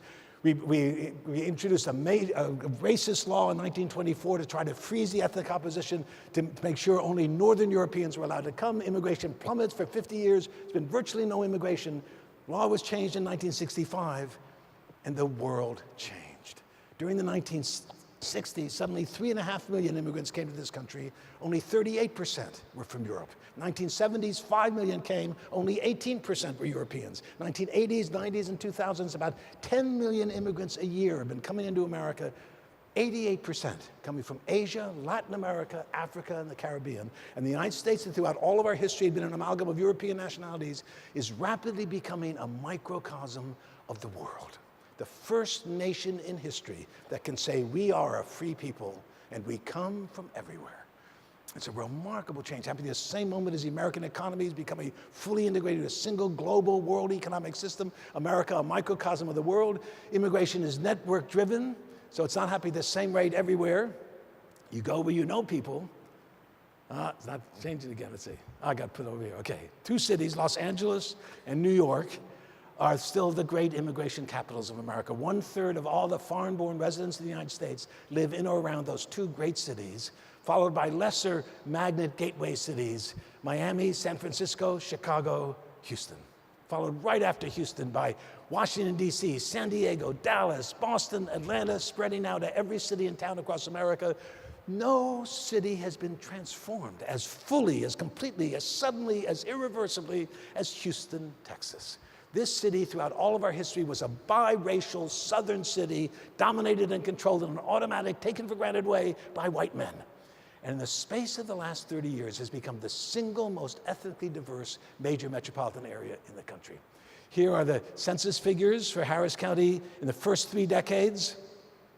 In 1960, there was our biracial world. In 1960, there were 1.2 million people living in Harris County, Texas. 74% of us were Anglos, 20% African Americans, just 6% Hispanics, less than 0.5% were Asians. During the oil boom years of the 60s and 70s, it was Anglos pouring into Houston from everywhere else in the country. This is where the jobs were.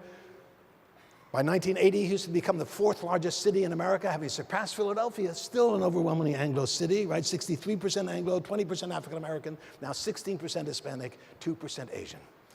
After the oil bust of 1982, again, that fateful year, the Anglo population of Harris County stopped growing. And all the growth of this, the most rapidly growing city in America, all of it has been due to an influx of African Americans, Latinos, and Asians. And here are the last 3 decades.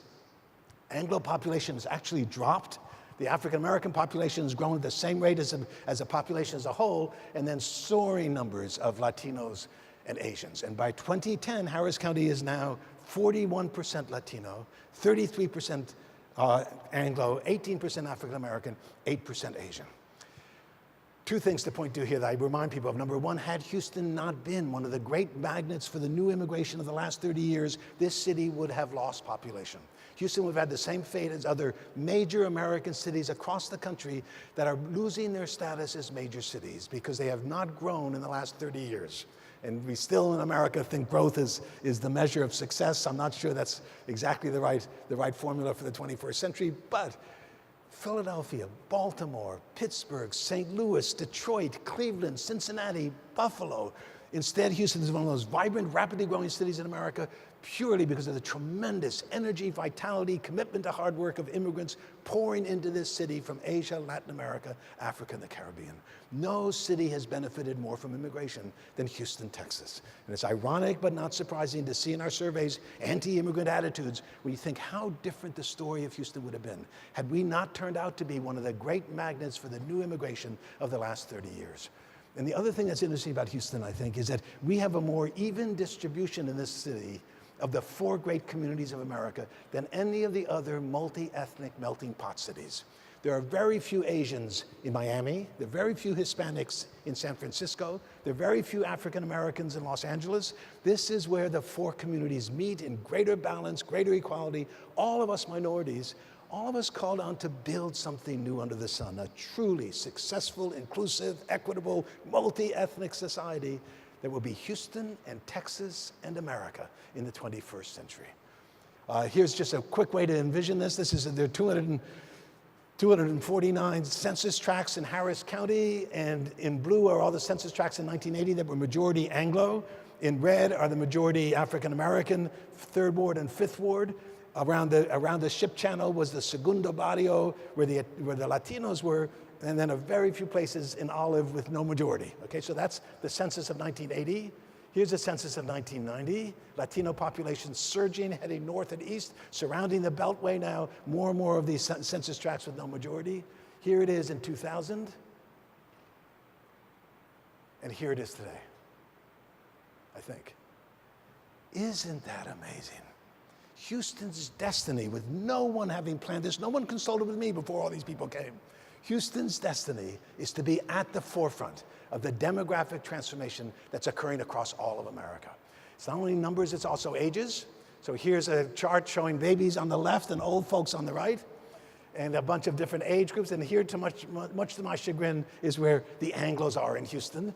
You can see it's not until you reach people over the age of 65 today that a majority of the residents of Harris County are still Anglos. And there's, of course, the baby boom we were talking about. There's massive numbers of Anglos heading rapidly into retirement.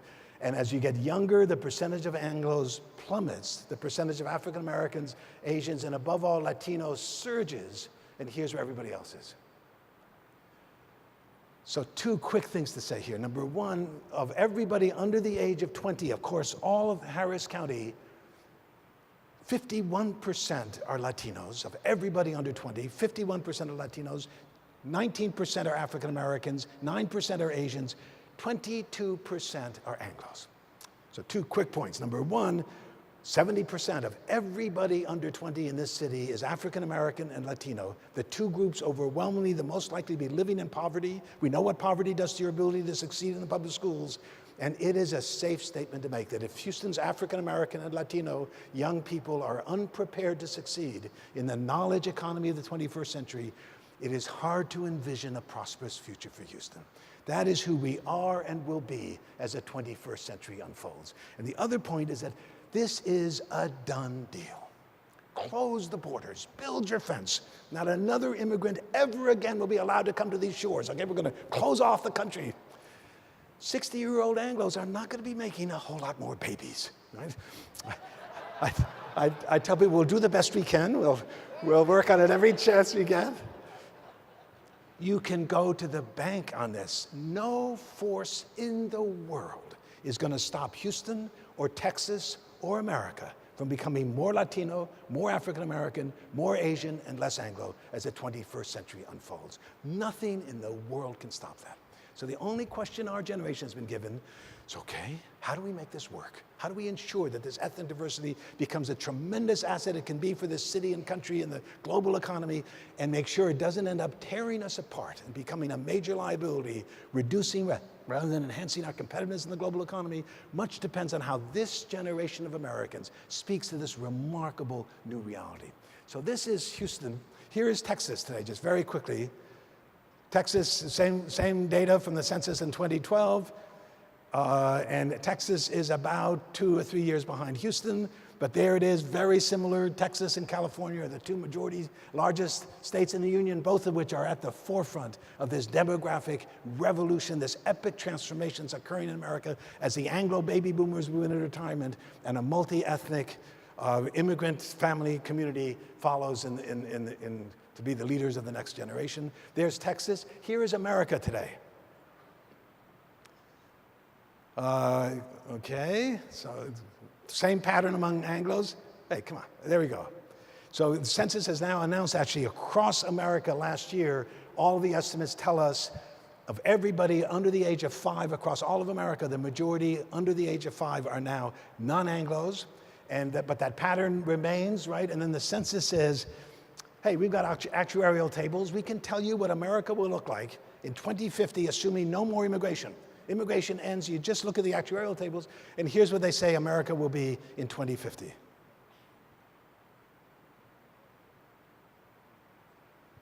So that's very similar to Houston today.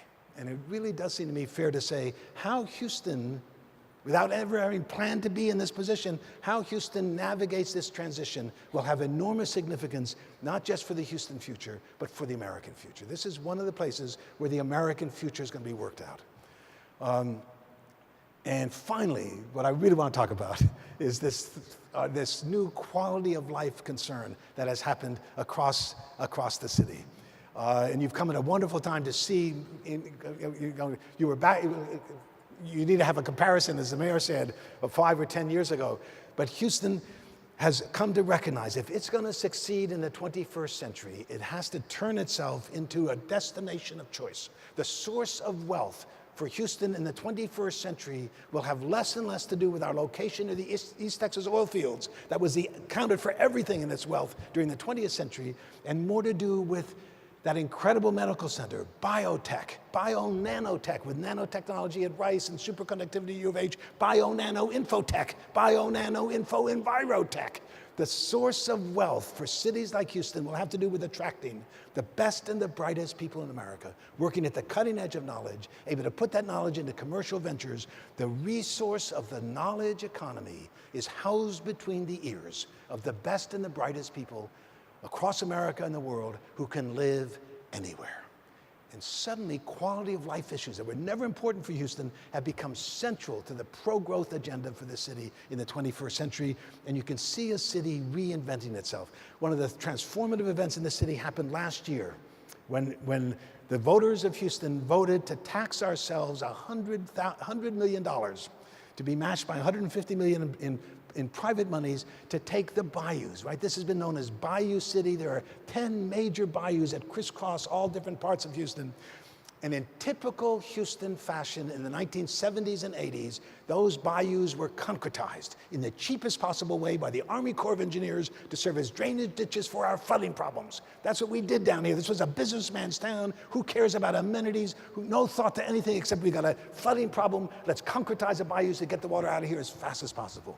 We voted last year to tear down the concrete, to build 250 miles of linear parks and jogging trails and bike trails along all 10 of the bayous, to figure out ways to connect them so that you can get anywhere to everywhere. And half of all Houstonians will be within a quarter mile of green space once that's all completed. That could not have happened in Houston 5 years ago. It's a city reinventing itself on a variety of different dimensions to turn itself into a place where people who can live anywhere will finally say, I'd like to live in Houston. And the story in Houston is, of course, people who don't live in Houston still today, for understandable reasons, I guess, say, yuck, why would you want to live in Houston, Texas? And the city has to turn that around if it's going to be successful. And one of the key parts of this is something we're all talking about here. This is the most, still today, I apologize for having to say this, the most automobile-dependent city in America, the most spread out, least dense major city. Houston has about 1/3 the density of Los Angeles. And here's just a couple of examples of that. This is the city of Houston. There's Kingwood up there, Clear Lake down at the bottom. 600 square miles, they have about 2.1 million people. Do you know how big 600 square miles is? You could put inside the city limits of Houston, Texas, simultaneously, I kid you not, the cities of Chicago, Baltimore, Detroit, and Philadelphia. Those 4 cities fit inside the geographical space of Houston, and they contain among them 5.5 million people. Houston has 2 million. So all the density that you need for transit, for all people moving in the same different directions, and all of that is enormously complicated in Houston. And then the 9-county Houston metropolitan area looks like this, right? There's Harris County in the middle. Down to the left is Fort Bend County. I didn't mention Fort Bend County. We think Fort Bend County is the most ethnically diverse county in the world. Fort Bend County today is 19% Asian, 23% Latino, 21% African American, 33% Anglo. You can't get closer to one-fourth than that. So that's part of, but the main thing is that this 9-county CMSA of the greater Houston metropolitan area with its 10 to 12 major centers, this is a multi-centered metropolitan region, covers 9,500 square miles. That is almost as big as the entire state of Massachusetts and considerably bigger than the state of New Jersey. This is the blob that ate East Texas. Houston was built on a crummy little bayou, 50 miles from any natural barrier in any direction, no mountains, no forests, no big rivers. A developer's dream built by, for, and on behalf of the automobile, made possible by air conditioning, and we spread everywhere. And we have created a civilization totally predicated on the automobile. Now beginning to rethink all of that. And we've asked people in our surveys, if you could live any kind of life you wanted in Houston, any sort of place, what would it be? And here's what we find in a way that is really quite striking over these years, right? So we asked, for example, if you could live in any kind of neighborhood, a single-family residential area, or would you prefer to live in an area with a mix of developments, including shops, homes, and restaurants? And we find a 50-50 split. Then we said, if you live in any kind of housing, a single-family house with a big yard where you need to drive everywhere you want to go, or a smaller, more urbanized house within walking distance of shops and workplaces. And there's what you find. And then we said, given our limited transportation monies, would it be better to spend the money primarily on expanding existing highways or on improving rail and buses? And there it is again. Just a striking, robust, new reality. Half of all the people in all of Harris County, in this, the most spread out, least dense, major, most automobile dependent city in America, half of all the people say, give me a choice, give me an alternative. Part of that is traffic that is getting worse and worse. Part of it is that we are, as human beings and Americans, a different folk than we were when we went out to the suburbs in the 60s and 70s. In 1970, in the census of 1970, 2/3 of all American households consisted of families with children at home. And we all grew up in a world where if you have children at home, you got to go out to the suburbs and need green spaces.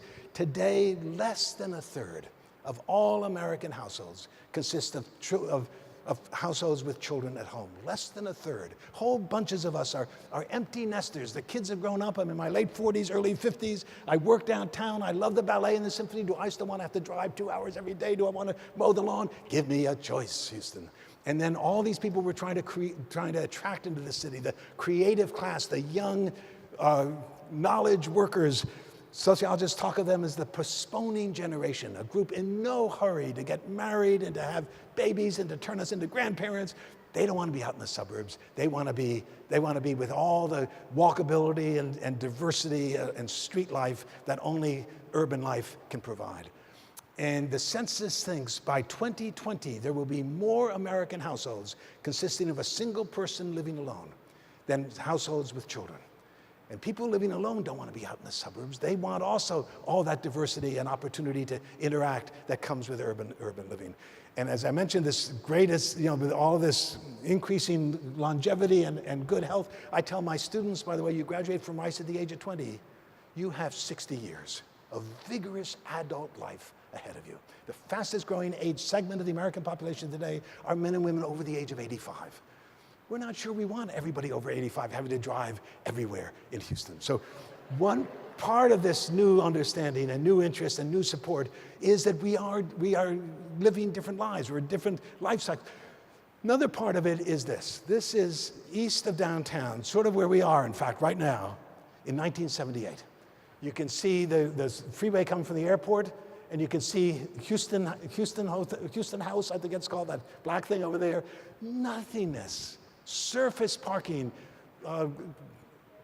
land speculators buying up the land, waiting for the price to get right, and of course 4 years later comes a total collapse of the economy in the collapse of the oil boom. Why did we go out to the suburbs? I rest my case. There was nothing in the city. The whole idea of the city is you come to work, but you don't live there. No one lives there. This is exactly the same place 33 years later, I think. Oh, went the wrong way. Oh, shoot. Can I get back? Yes. There it is. Here's where we are, the convention center. Across the street is this wonderful Discovery Green, state-of-the-art sports venues in the Toyota Center in the Minute Maid Park, a first-class hotel over here. We're building another one. The Marriott Marquis is going to be in that corner, and then there's going to be a cultural center developing over there. And around the park, wonderful upscale condominiums. Suddenly there's a city. This is a city seriously in the process of reinventing itself, self-consciously aware that the structures and processes that work so well for Houston when its location in the East Texas oil fields was the basis for its wealth have to be rethought if Houston is going to position itself for prosperity in the very different world of the 21st century.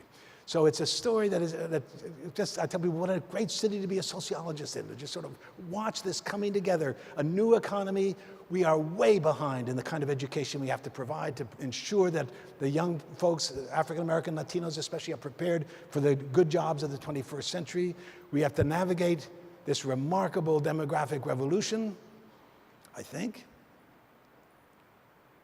And to build something new under the sun, a truly inclusive, equitable, multi-ethnic society where all the different communities of Houston share equally in shaping the decisions that will shape its future. And then, above all, quality of place. And here what's interesting is that we know that another 1 million people are going to be moving into Harris County in the next 20 years. 1 million more. And if we don't find a way to provide opportunities for that 50% of us who are saying, I don't want to have to keep driving everywhere, and we make everybody drive, that 1 million additional cars added to the freeways, who can doubt that the last remaining green spaces of this county will be turned into subdivisions and parking lots? Traffic, already the greatest problem facing people in Houston, according to our surveys, is going to get worse and worse. Air pollution will worsen, and with it, Houston's prospects for prosperity and success in the 21st century. Can we build a greener, healthier, more accessible, more beautiful city with another 1 million people moving in? That's the great challenge, and all of us now understand transit and public transportation and a reinvented bus system that connects to the light rail and a bike and ride system so that people can ride their bicycles and then hop on the light rail with their bicycles and then get off and move forward. A whole new sense of what might be possible for Houston as this city, as I say, sort of self-consciously reinvents itself for the 21st century. So we're especially grateful that all of you guys are here. You're bringing enormous expertise, very much needed. You're coming to a place with surprising interest in asking, how do we do this? How do we make this right? What can we learn from other cities? There is some advantage in coming late to the game, but we're there, and we need your help and your thoughts as we work together to build a city that is going to be truly successful in the 21st century. Thank you all very, very much. Great honor to be here. Thank you. Thank you. Thank you, Dr. Kleinberg. Thank you very much for your insightful discussion. We appreciate it. Great pleasure. That's a good reminder of why we all need to be vocal advocates for our industry. The next few days are going to be packed with events and activities and opportunities for us to learn to be great voices for public transportation. So let's now cut the ribbon and get started with the 2014 Annual Meeting and Expo. You ready? All right, it's a pretty big ribbon. I'm going to need some help for this. I want to call Peter Varga, Phil Washington back to the stage, please. Therese McMillan, are you here? If Therese is here, come on up. You can't see anything when you're up here at the stage. I also want to welcome Jeff Warden, our chairman of the APTA Expo Committee, who's worked so hard for the last 3 years to make this happen. None of this would be happening without our business members. Please, business members, join me up here on stage. Let's fill this giant stage. Let's bring out this big ribbon and the equally big scissors we're going to need to cut this with. I want to invite up Tom Lambert, Gilbert Garcia, and other leaders from Metro, if you'd please join us up here.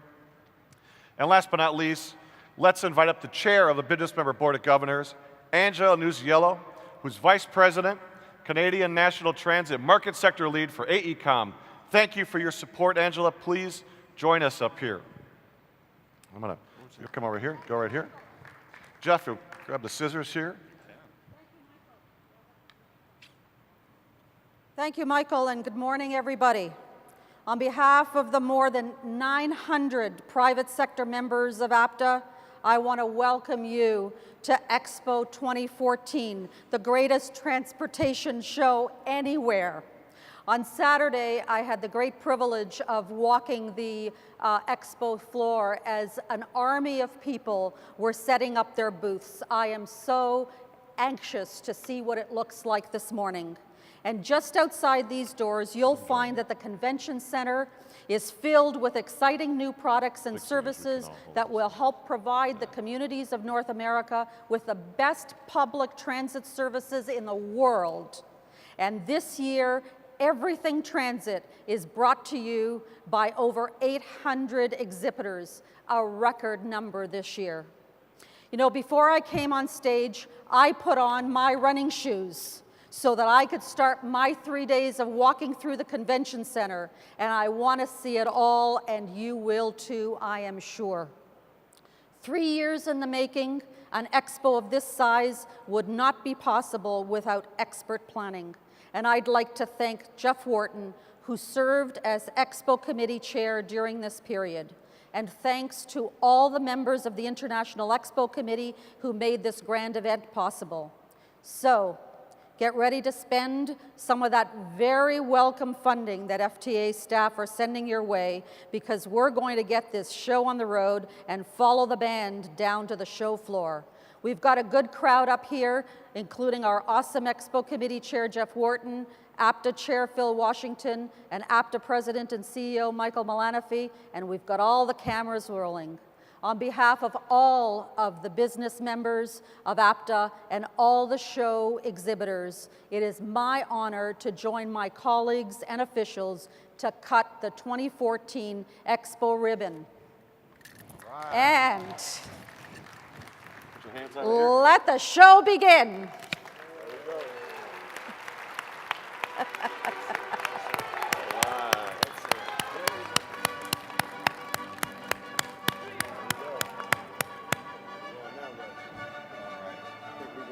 We're going this way.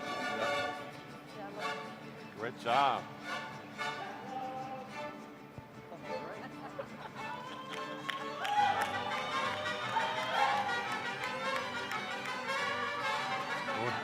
can't cut in front of the band.